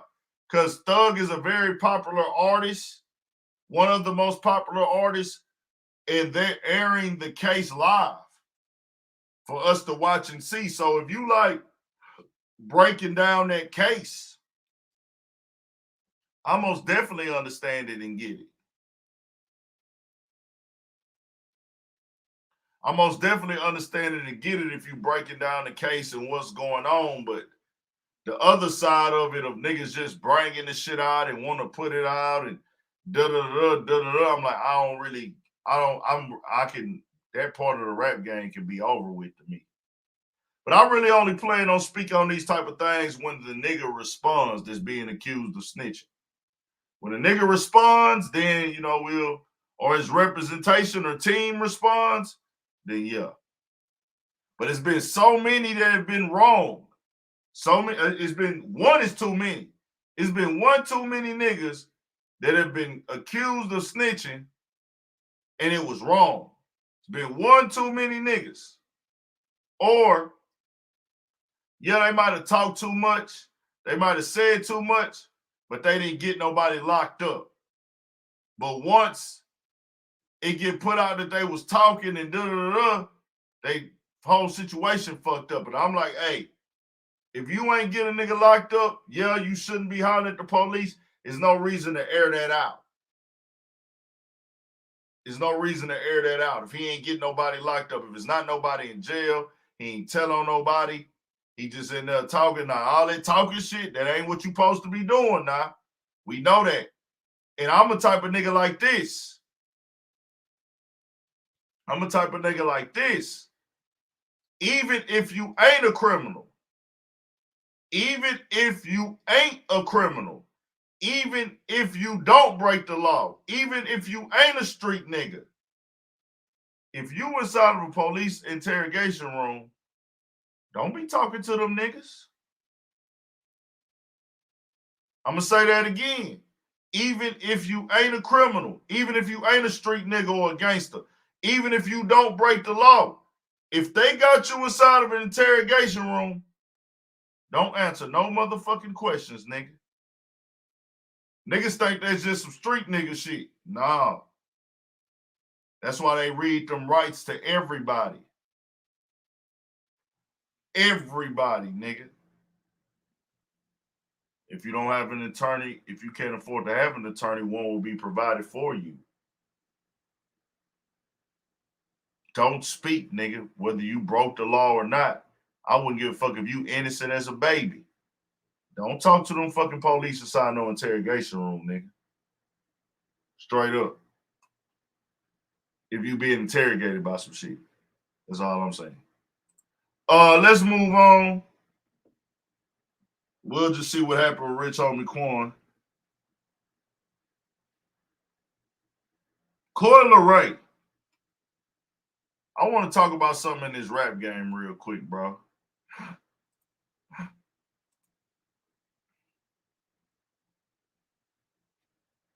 Coi Leray sold 10,000 copies, which I don't give a fuck. Shout out to Coi Leray. I wouldn't give a fuck if a girl sell 10,000, 20,000, 50,000. You like, if you like the music, you like the music. Support the music. Support her. You like her as a person, support her. But the narratives, let's talk about these narratives that have hit rap and hip hop and fucked the game up. Because when they put out across every blog that you sold 10,000, what does that do for you, man? What does that do for you when they put across the blogs that you sold 10,000? Every blog, did every blog promote her album? I feel like if you're not promoting the girl album, it's just me. If you don't promote my album, but you promote my album sales, and we all know that the number is not going to be perceived good by the public, then you have bad intentions. That means you want the people to laugh at me. If my album was not good enough to be promoted on your platform, then don't promote my album sales.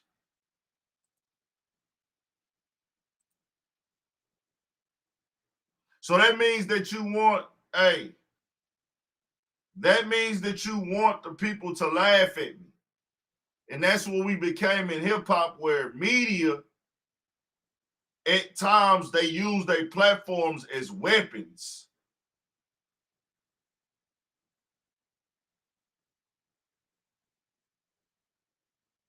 Like, I don't listen to Coi Leray. I'm not riding around listening to Coi Leray.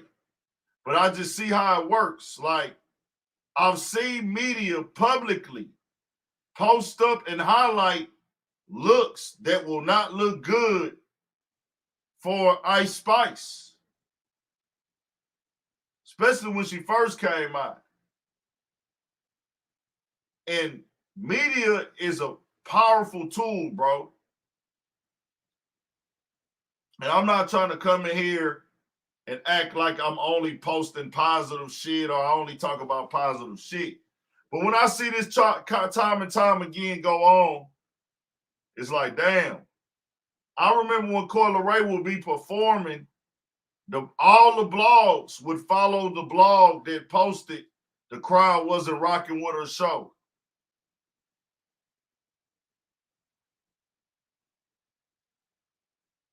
Boosie came out and spoke on her behalf. Crazy. Boosie been coming out a lot this week on this, coming out with a lot of shit this week.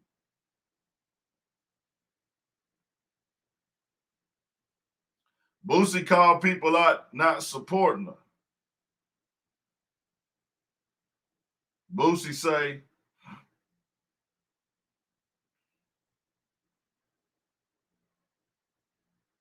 Coi Leray should have sold at least 100K the first week. Nobody recent got more hits than her.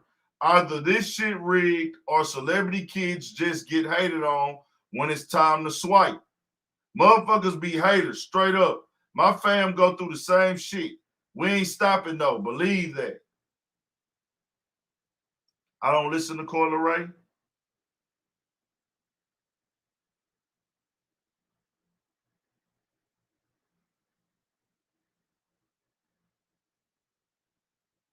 I don't jam Coi Leray. But I know what be going on. I peep the plays. The presentation of like, let's turn her off to the fans to get a rise. And that's what media is now. To get a rise out of our comment section. Boosie is independent. Boosie had no promo.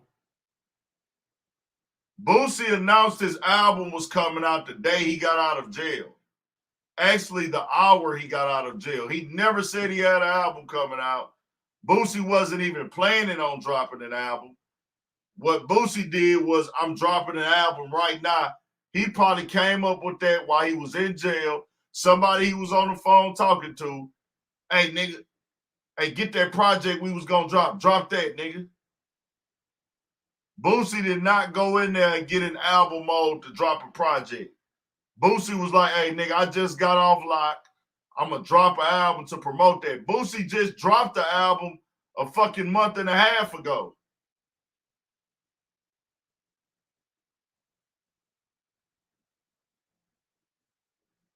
Boosie just dropped the album a month and a half ago. That's when he went on Breakfast Club and shit. Did all the press runs. That's why he went on Mav Hoffa and them other podcasts he was on to promote that album. So then he comes out and say, new album out now. The night he gets out of jail, nigga. Friday night, Saturday morning.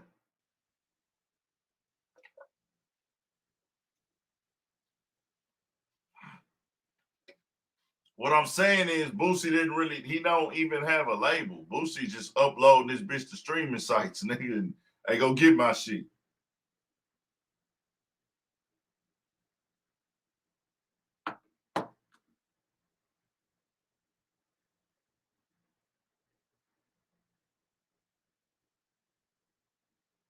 That was the other album, bro.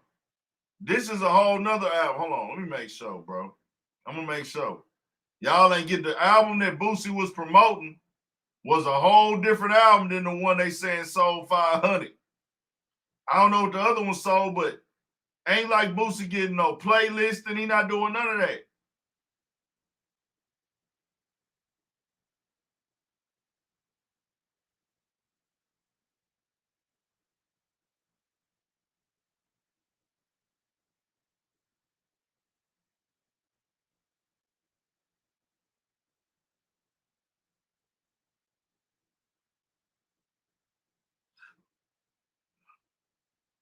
Boosie just throwing this shit out there.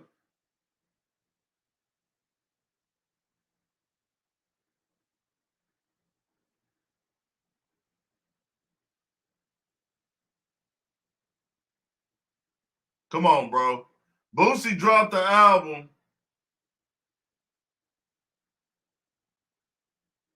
June 2nd.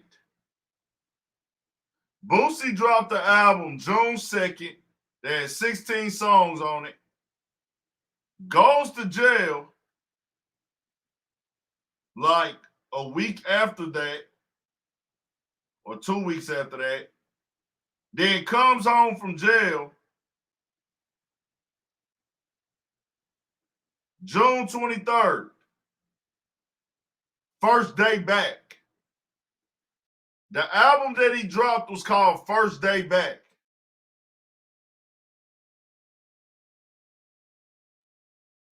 He got Rich Homie Quan on there too. I say that to say, Boosie just be dropping shit, nigga. He look at this shit strictly as a business, nothing else. Nobody buying CDs no more, bro. Nobody buying CDs no more. Boosie's 100% independent, nigga.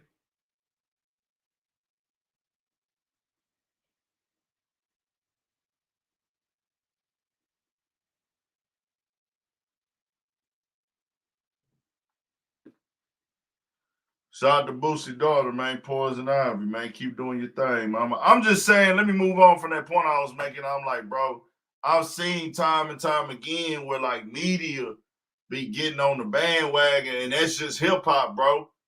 That's the in hip hop. Our culture is so big and prevalent and focused on.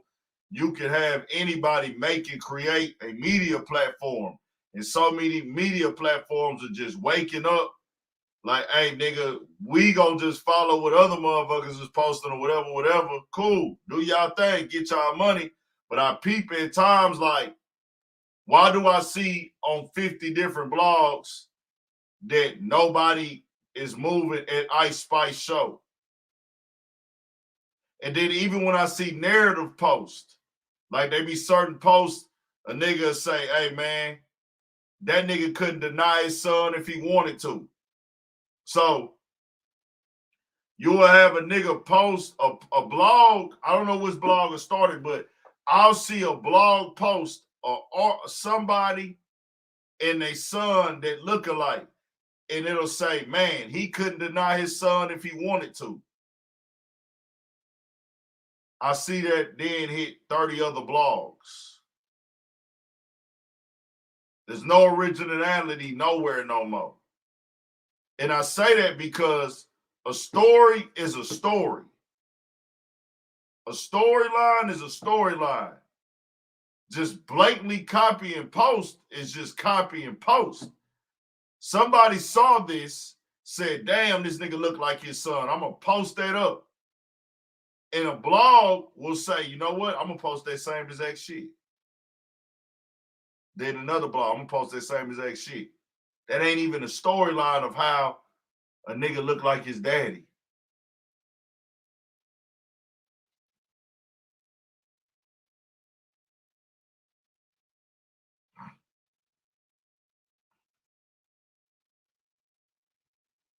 It's just like, that just shows you like niggas just reposting whatever they see somebody else post.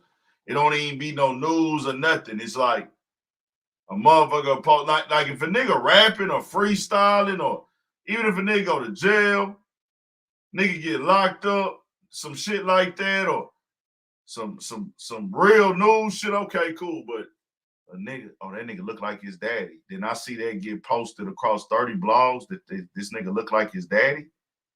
That ain't paid promo. That's niggas just following what they see another nigga posted. Facts. But that's where the game is at now, man.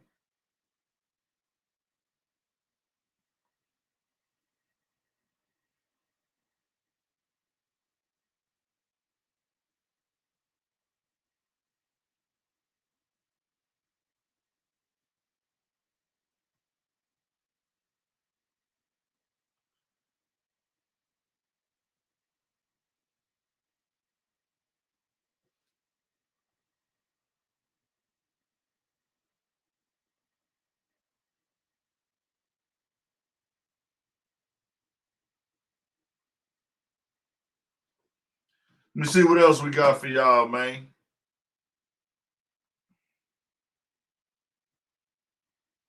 Shout out to everybody that's still tapped in with a nigga.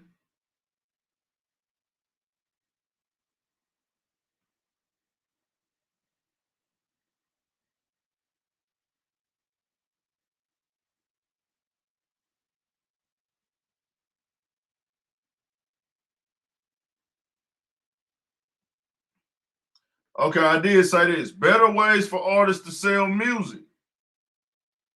I'm going to tell y'all this, man. Nah, facts and 411, there isn't much originality nowadays, and that's all across the board on anything. Everybody talking the same, everybody dressing the same, everybody acting the same, everybody trying to fuck the same bitch, everybody getting the same jewelry. You know what I'm saying? Straight up. Shit, wow. Everybody trying to go get the same money they see another nigga getting.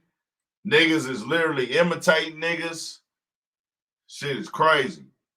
But that's the game. I'm an originality nigga, bro. I'm big on originality. Like, as far as, like, if you get inspired by a nigga and kind of like put a twist on this shit, you know what I'm saying? Then that's a little bit different. You know what I mean?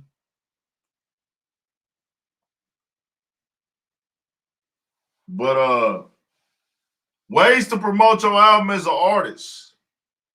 I think the artists, a lot of the artists, and this can be some advice for Coi Leray and just anybody, man, y'all got to get out. I don't follow Coi Leray on Instagram, but man, y'all got to get out of y'all too cool bags. I'm not going to put that on her.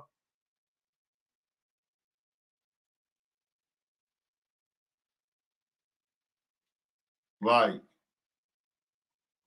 y'all artists got to start doing interviews before, which I think she did Mad Hoffa. You got to try to get the people talking about the album and get them geared up for the album before it dropped and after it dropped. If you ain't popping, you ain't turned up, it ain't on demand, you got to be popping out. You ain't got no cult following like that, you got to be posting on Instagram. You got to be giving us them snippets. And really, I'm going to tell y'all some real shit. Man, I don't know how much niggas is charging for quality videos. Y'all better start dropping more videos before the album come out. I'm going to announce the album a month in advance. I'm going to post about it. New album on the way. Then I'm going to drop a video 3 weeks out. Friday. New video. Drop that motherfucker. 3 weeks out. Then that next Friday, we dropping another one. Then we dropping one the day that the album dropped. We finna have 3 videos in rotation the day the album drops. We gonna do is at least 3 interviews on popping platforms, or at least 1, 2.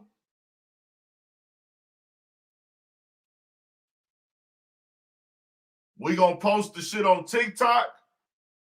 Find us a TikToker to play they role with it. Do your little stuff, do your little 1-2. We're gonna put up some billboards. We're gonna post that on Instagram. We're gonna post the album in our story. We're gonna post the music and the videos in our story. And you're gonna go through and you're going to share every single fan that posts your new music video. You're going to repost it to your story.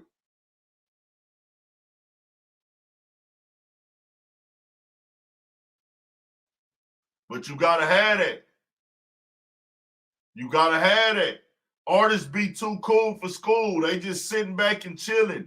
Nah, I'm finna be in y'all motherfuckers' face. You have to constantly remind people now a few weeks in advance because they forget quick. It's always something going on. It's always some new music. It's crazy. Some big news some really, really big news can overshadow your album dropping. Some news. That used to never be a thing. Something going on in rap and hip-hop can gain more attention than a rap album now. Something else going on. You got to get active before it drops. And we working this bitch all the way out. We are never taking days off. We gonna try to be at all the spots pushing this motherfucker. I'm finna holler at the DJs, finna holler at the radio stations, man. We doing it all. It ain't no just let me throw it out there and see what happened no more. Nah. But the thing is, always be active. See, a lot of artists, they'll go dormant on social media for 6 months. A lot of artists will go dormant on social media for 6 months. Nah, you got to stay active.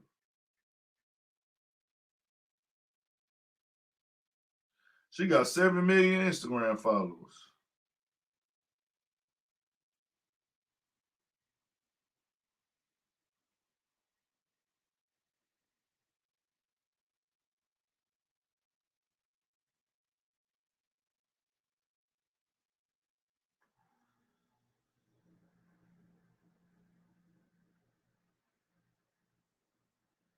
But she got thick skin, though, man. They be trying to drag Coi Leray. She be sticking with it. Salute to her.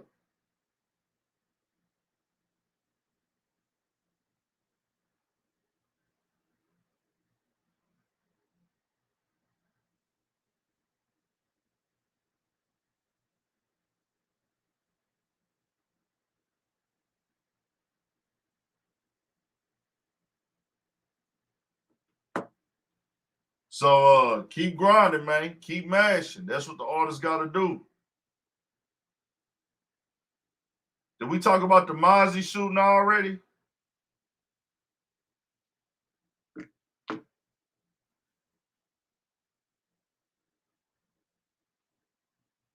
Uzi album out. Uzi got a cult following, so his shit different. Uzi projections gonna always be high, and he's gonna always do numbers because his fan base that crossed over, and he got a super duper cult following, bro. Super duper cult following.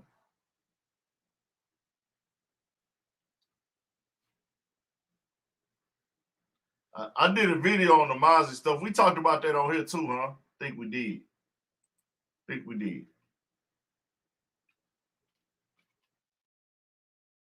But Mozzy wasn't arrested, though.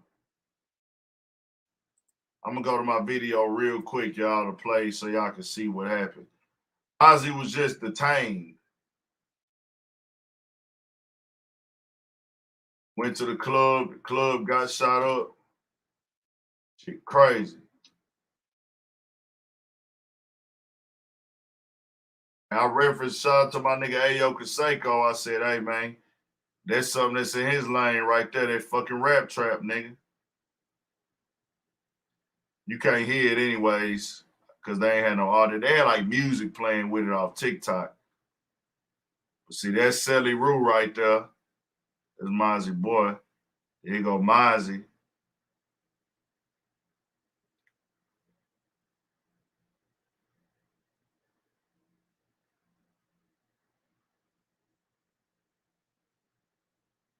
That's E Mozzy.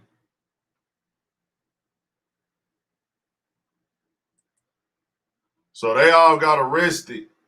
Well, they didn't get arrested, my bad. They got detained, just put in handcuffs, taken out the car.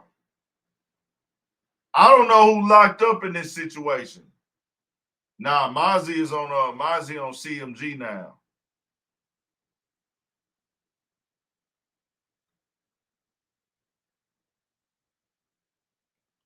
Now shout out to my nigga Mozzy. I mean, not my nigga Mozzy. Shout out to my nigga Ochocinco, but shout out to Mozzy too. Yeah, the rap trap, man. This the rap trap. You go to the show, you're trying to do the damn show, you're trying to do the music, you're trying to perform for the fans, you're trying to pick up your bag, and look what happened.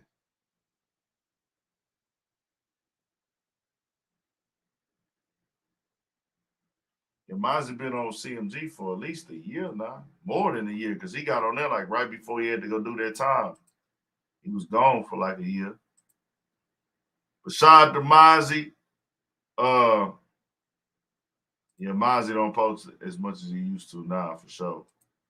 Everybody kind of getting, it's like niggas just use Instagram what they use it for, though. Instagram really done been turned into a scrolling tool. I ain't gonna lie. If I wasn't promoting my shit or doing this, I probably wouldn't. If I wasn't doing media, if I wasn't doing media or having to find out news and seeing what's going on, I wouldn't be on Instagram that much right now. I ain't gonna lie to you.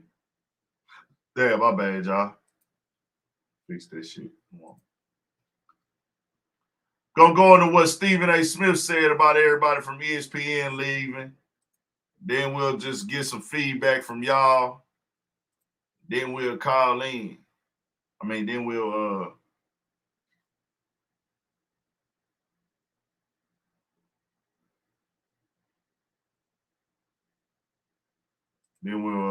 call it a night. We back next week though, man.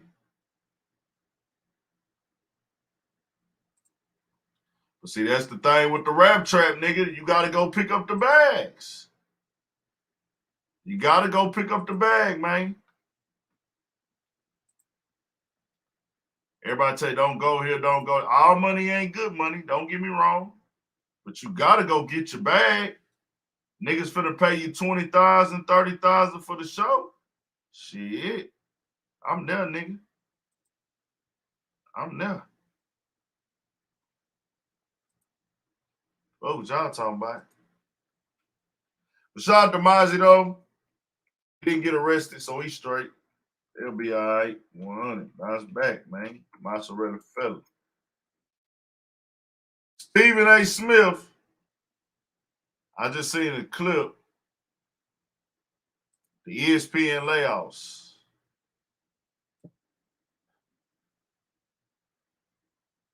I'm so tired of getting.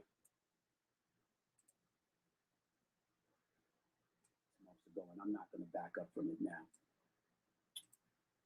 Place, we understand all of that. Black folks are not the only ones dying, and we certainly have sensitivity.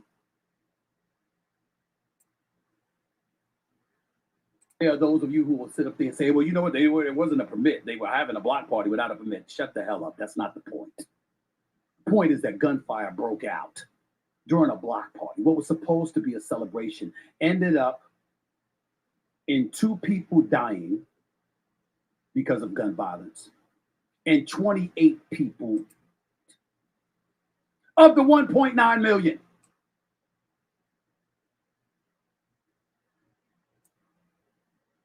I'm just looking at it. Fair admissions apply the 14th Amendment's equal protection clause to control. I didn't get into the Second Amendment and the right to bear of human life. This is about Black lives. We got to do better. But it's not Disney or ESPN that they deserve better from. We respected colleagues who've done a phenomenal change happened. More to come. Courts will tell you, Black folks in juries or on juries put Black folks in jail all the time. The level of energy and passion seems to be absent compared to what we would be like when someone outside the Black community does it to us. We got to do better. We got to do better.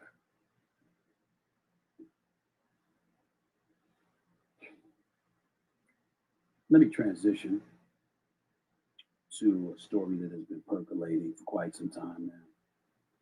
Because ESPN, just the other day, laid off about 20 members of its on-air talent.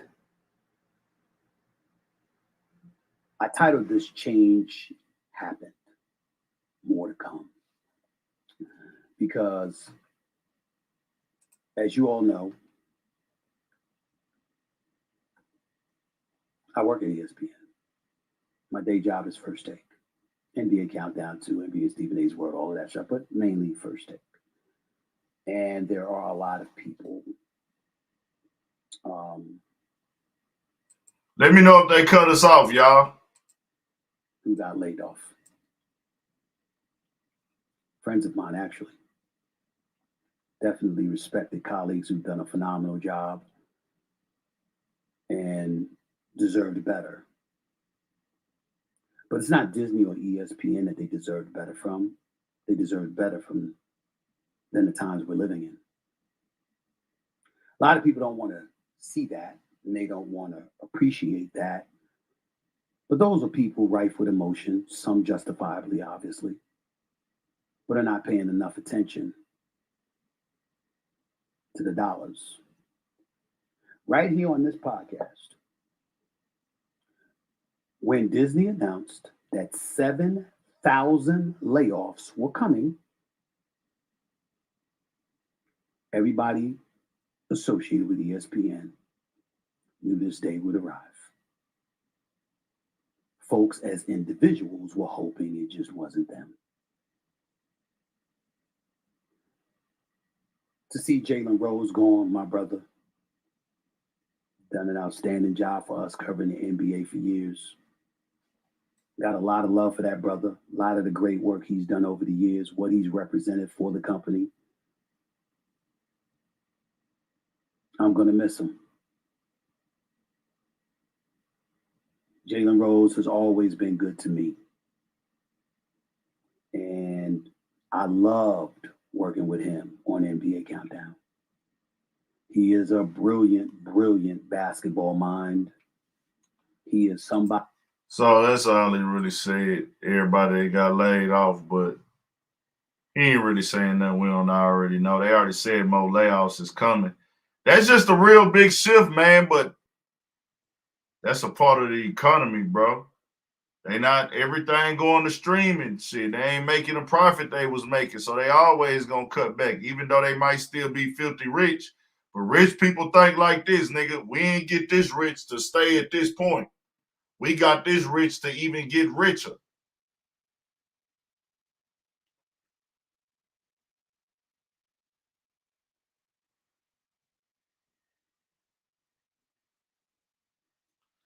They got this rich to be even richer.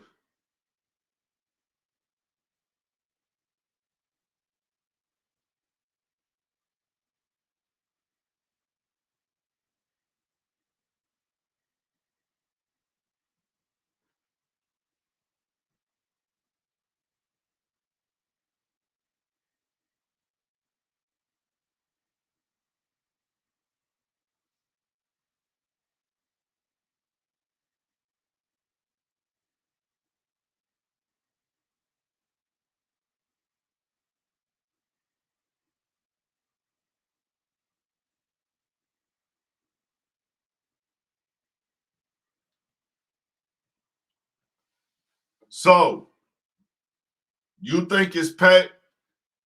They already gave Pat McAfee a deal, though, right? Pat McAfee already got a deal. Pat McAfee already got a deal. So, I asked. I thought Pat McAfee already got a deal. We already know they already gave Stephen A. Smith the bag. Stephen A. Smith already got the bag.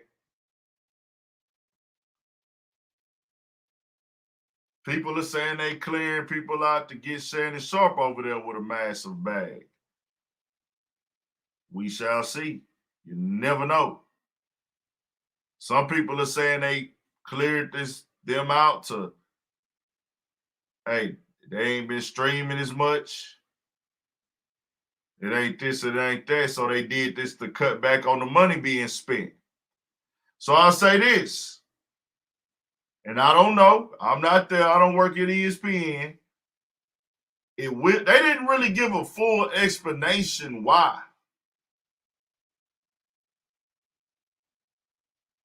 They didn't give a full explanation why. directly. I seen different reports say different things about the streaming side and the money being saved because of the streaming is taking over so much. And then they don't even know if they're able to, ESPN doesn't know if they will be able to secure games. Like they don't know if they're going to have certain games next year for like the NBA. I don't know if they really was able to cover it in it. Did Thursday Night Football come on ESPN?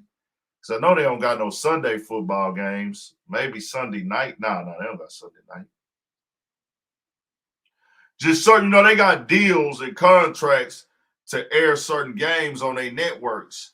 And supposedly they wasn't able to get, they don't know if they're going to be able to lock in with the money for certain games these next coming seasons.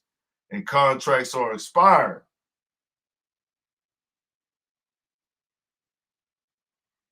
That might be it, Tech University. Stephen A. Smith was smart. He started his own YouTube channel. Man, I don't think, bro, has Stephen A. Smith had, let me see how long this nigga had this YouTube channel, bro. Hypocrisy reigns.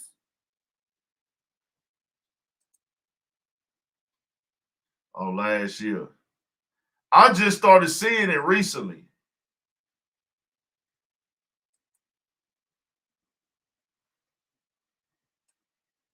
How long has Stephen A. Smith been dropping on his YouTube channel? He just started it last year, though.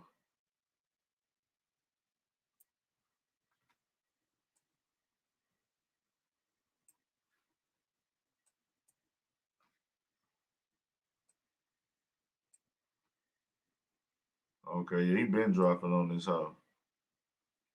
I just started seeing him, like, coming across. He started in September.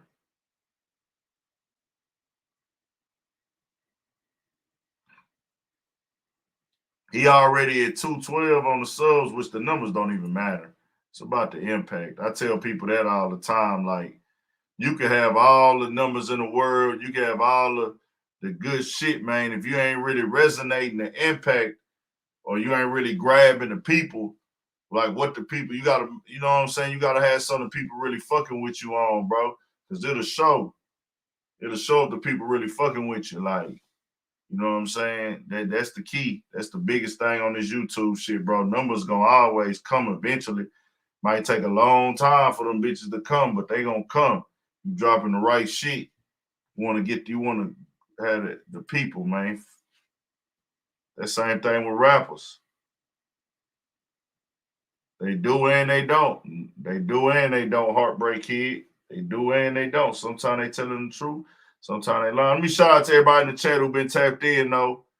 Had a lot of trades this week. We'll let Twan do that next week. Shout out to Puka Twan Studio 56 podcast. That view count is what you get paid for, right? Yeah, and view duration too.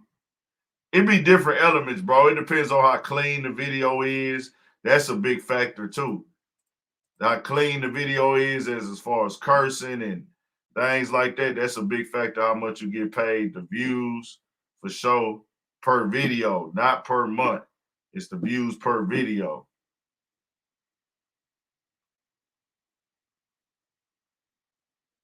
Yeah, the numbers. Shout out to everybody here. Andy 41 Tech, Lee, Heartbreak Kid. What's good, Heartbreak Kid? Smoke 60 Smoke, what's good? Lee, Chemo Savi. Shout out to everybody that's in this chat, man. I appreciate y'all supporting. Y'all better got this motherfucker to 100 likes, man. Nigga stayed up tonight, did a free.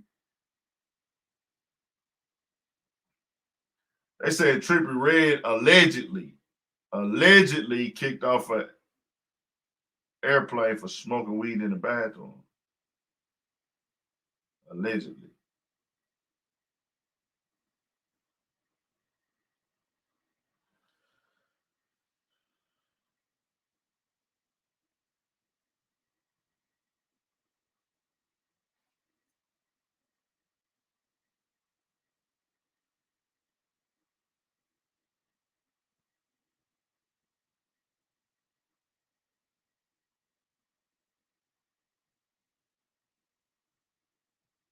Oh, Trump.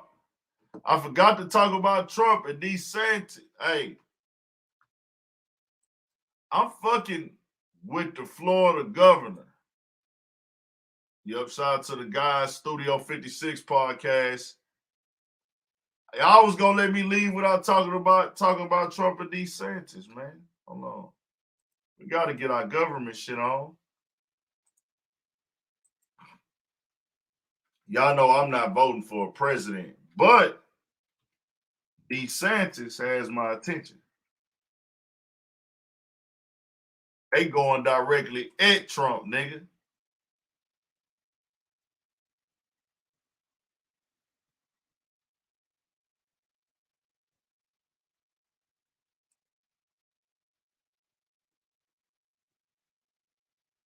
He throwing anti-ads, all type of shit. You want to change amendments? These the niggas that's win.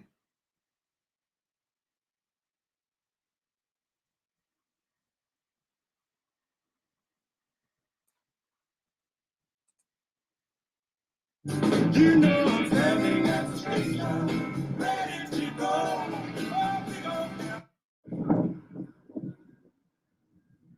President 9/11 families are out saying again that they don't want you to determine what you say to this. Which kind of the question even? Great people, great tremendous talent. Who do you hope is going to win? Too many friends out there. What do you think? There's a lot of these Patrick's playing great.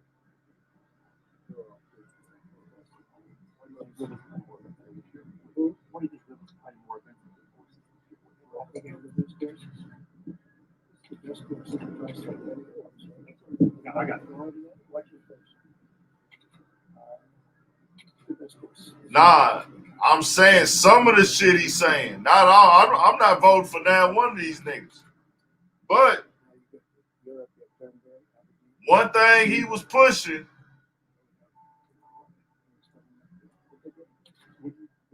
No, I think he's a very disloyal person because he was dead. He was looking for jobs, and I endorsed him. And he went up many points. He was 30 points down, at least, maybe more than that. He was dead. So I think he's very disloyal, but I don't care. Look, a poll just came out in Iowa. You saw the one that just came out a couple of minutes ago. I'm leading by 30 or 40 points. I don't mind that at all. But no, I think he's very disloyal, but he's got no personality. If you don't have personality, politics is a very hard business. Well, I watched him with Charlie Chris, and he got very badly beaten with Charlie. Adam Putnam beat him. I don't know, but they say he's not a very good debater, but maybe he is. We'll find out. Maybe we'll find out. Because unless he gets close, why would anybody debate? Mr. President, are you playing all 18 today? Yeah. Bro, this nigga, bro, these niggas low-key beefing, bro. This shit kind of funny. They low-key kind of beefing on this hoe.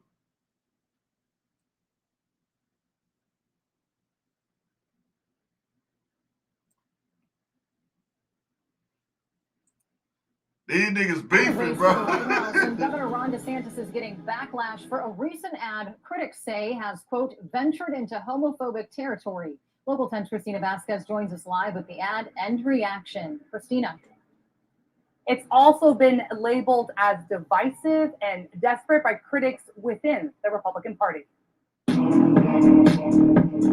Dropped Friday, the last day of Pride Month, this Ron DeSantis campaign ad struck a nerve. Most homoerotic images. Very, very bizarre. With gay rights advocates across the political spectrum. Just smacked of some latent homophobia in a time where Republicans have really moved beyond some of these divisive equality issues. And with LGBTQ conservatives like Charles Moran. We believe in traditional family values, but that includes our families too. President of the Log Cabin Republicans found alarming is the lumping together of what he argues is a nuanced policy debate. Misjudged exactly what these issues are about. And maybe that's a reflection of the fact that some of the policies that he's been instituting in the state of Florida have been missing the mark about what the true concerns and problems are. Demonizing the LGBTQ community. That is a sad platform to run on. That's SAVE Executive Director Orlando Gonzalez. He thinks that focusing on culture wars, being an anti-LGBTQ crusader is part of what's going to get him elected into the presidency. I have my doubts that that's the case. U.S. campaign expert and political science professor Stephen Craig says this of what appears to be a race to the right to climb up the top of the GOP ticket.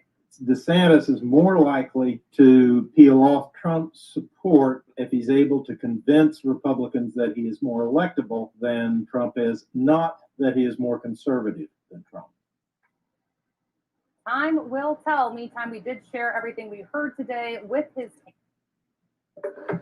Now to the race for the White House and a video shared by the Ron DeSantis campaign concerning LGBTQ rights. The video is igniting debate across the political spectrum. ABC's Rhiannon Alley has the details.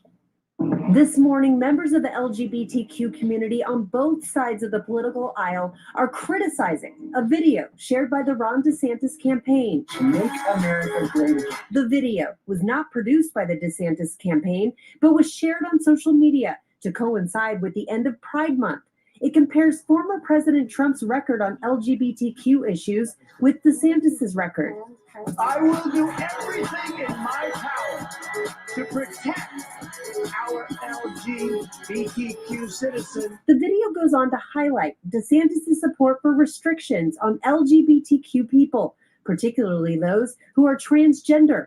Just produced some of the harshest, most draconian laws that literally threaten trans existence. Transportation Secretary Pete Buttigieg, who's openly gay, commented on the tone of the video. I'm going to leave aside the strangeness of trying to prove your manhood by putting up a video that splices images of you in between oiled up shirtless bodybuilders. And I just don't understand the mentality of somebody who gets up in the morning thinking that he's going to prove his worth by competing over who can make life hardest for a hard-hit community that is already so vulnerable in America. The Log Cabin Republicans, a group for LGBTQ conservatives, responded, saying Ron DeSantis' extreme rhetoric has just ventured into homophobic territory. A spokesperson for DeSantis' campaign responded to the criticism, saying opposing the federal recognition of Pride Month isn't homophobic.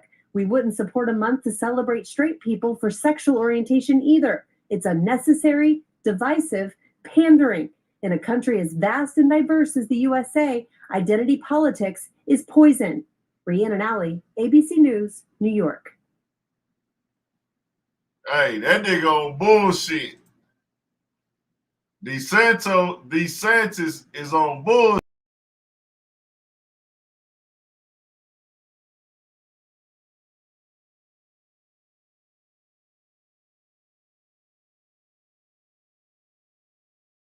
My bad. That nigga Trump say very disloyal. Just disloyal. He's just disloyal. That nigga, bro, this shit is gonna be funny. I saw this shit today. I was like, oh, I gotta talk about this shit. What y'all think, man? Trump, DeSantis beef. Let's see if they got beef on the title. These the two top niggas that's gonna be running for Republicans. Trump's so popular though, man.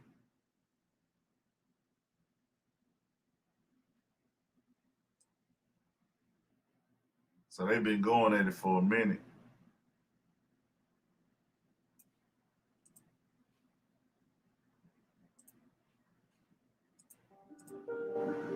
Do you think you'd be happier as a boy? My mom would never allow it. That's abuse. Oh, you can hear me cry.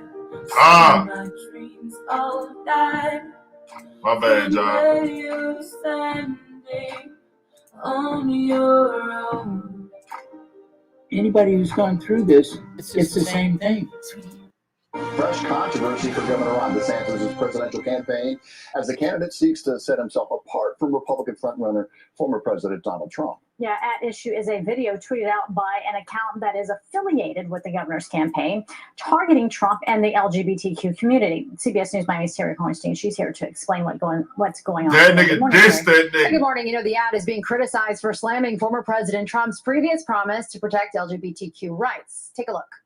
I will do everything in my power to protect our LGBTQ citizens. DeSantis' War Room, the Florida governor's rapid response campaign account, reposted the video from another Twitter account called Proud Elephant. The caption on the tweet, "To wrap up Pride Month, let's hear from the politician who did more than any other Republican to celebrate it."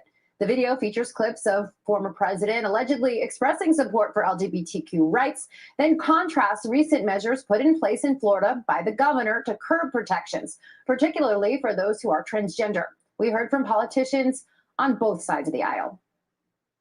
I'm not comfortable with it, and I'm not comfortable with the way both Governor DeSantis and Donald Trump are moving our debate in this country. You know, we have 9.5 million children in this country every night who go to bed hungry. We have 21% of our students in the 10th grade saying that they're using hard illegal drugs. And this is the kind of stuff that we're talking about. I just don't understand the mentality of somebody who gets up in the morning thinking that he's going to prove his worth by competing over who can make life hardest for a hard-hit community that is already so vulnerable in America. Christina Pashaw, the rapid response director for the DeSantis campaign, did comment after the pushback, calling Pride Month unnecessary, divisive, and pandering. She went on to say opposing the federal recognition of Pride Month isn't homophobic. We wouldn't support a month to celebrate straight people for sexual orientation either. Now, Governor DeSantis and former President Trump have both not commented on the video themselves. Hey, these niggas finna be going at each other. Miami.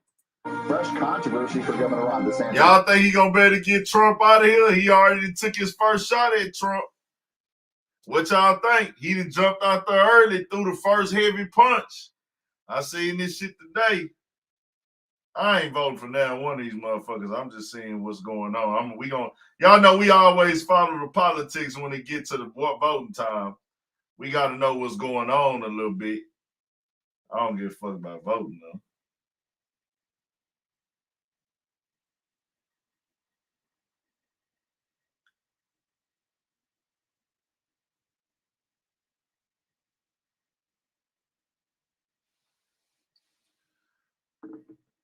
But nah, man, Don said it's ghetto. That's why the value of our dollar is going down. Look at this white. Chill out, TK. They used to be cool with each other. Hey, nigga, Trump said he disloyal, Kimo Sabi. Trump said he disloyal, man.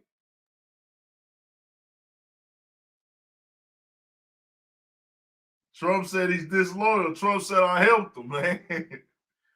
He said, I gave him some points, helped him out.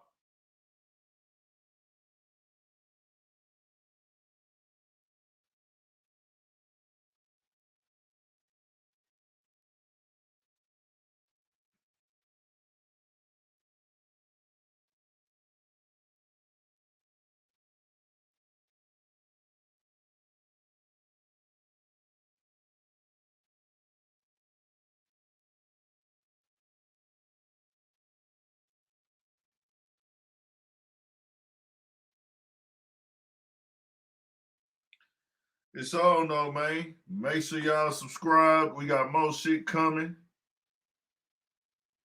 More everything, more videos, all this shit. See what's going on with it. Y'all stay blessed, stay up. Try to get my ass up early tomorrow and get to work, man. We got more shit coming. All that. Make sure y'all to hit the motherfucking like button. We need the participation. Another good vibe stream. I'm chilling on the vibe streams till next week, bro. Till Monday, we chilling on the vibe stream. So I'm going to be just dropping videos, man. So y'all make sure y'all tap in. For sure. Come back and comment in the comments after this shit over, too. 1,000. Stay on your pivot, man.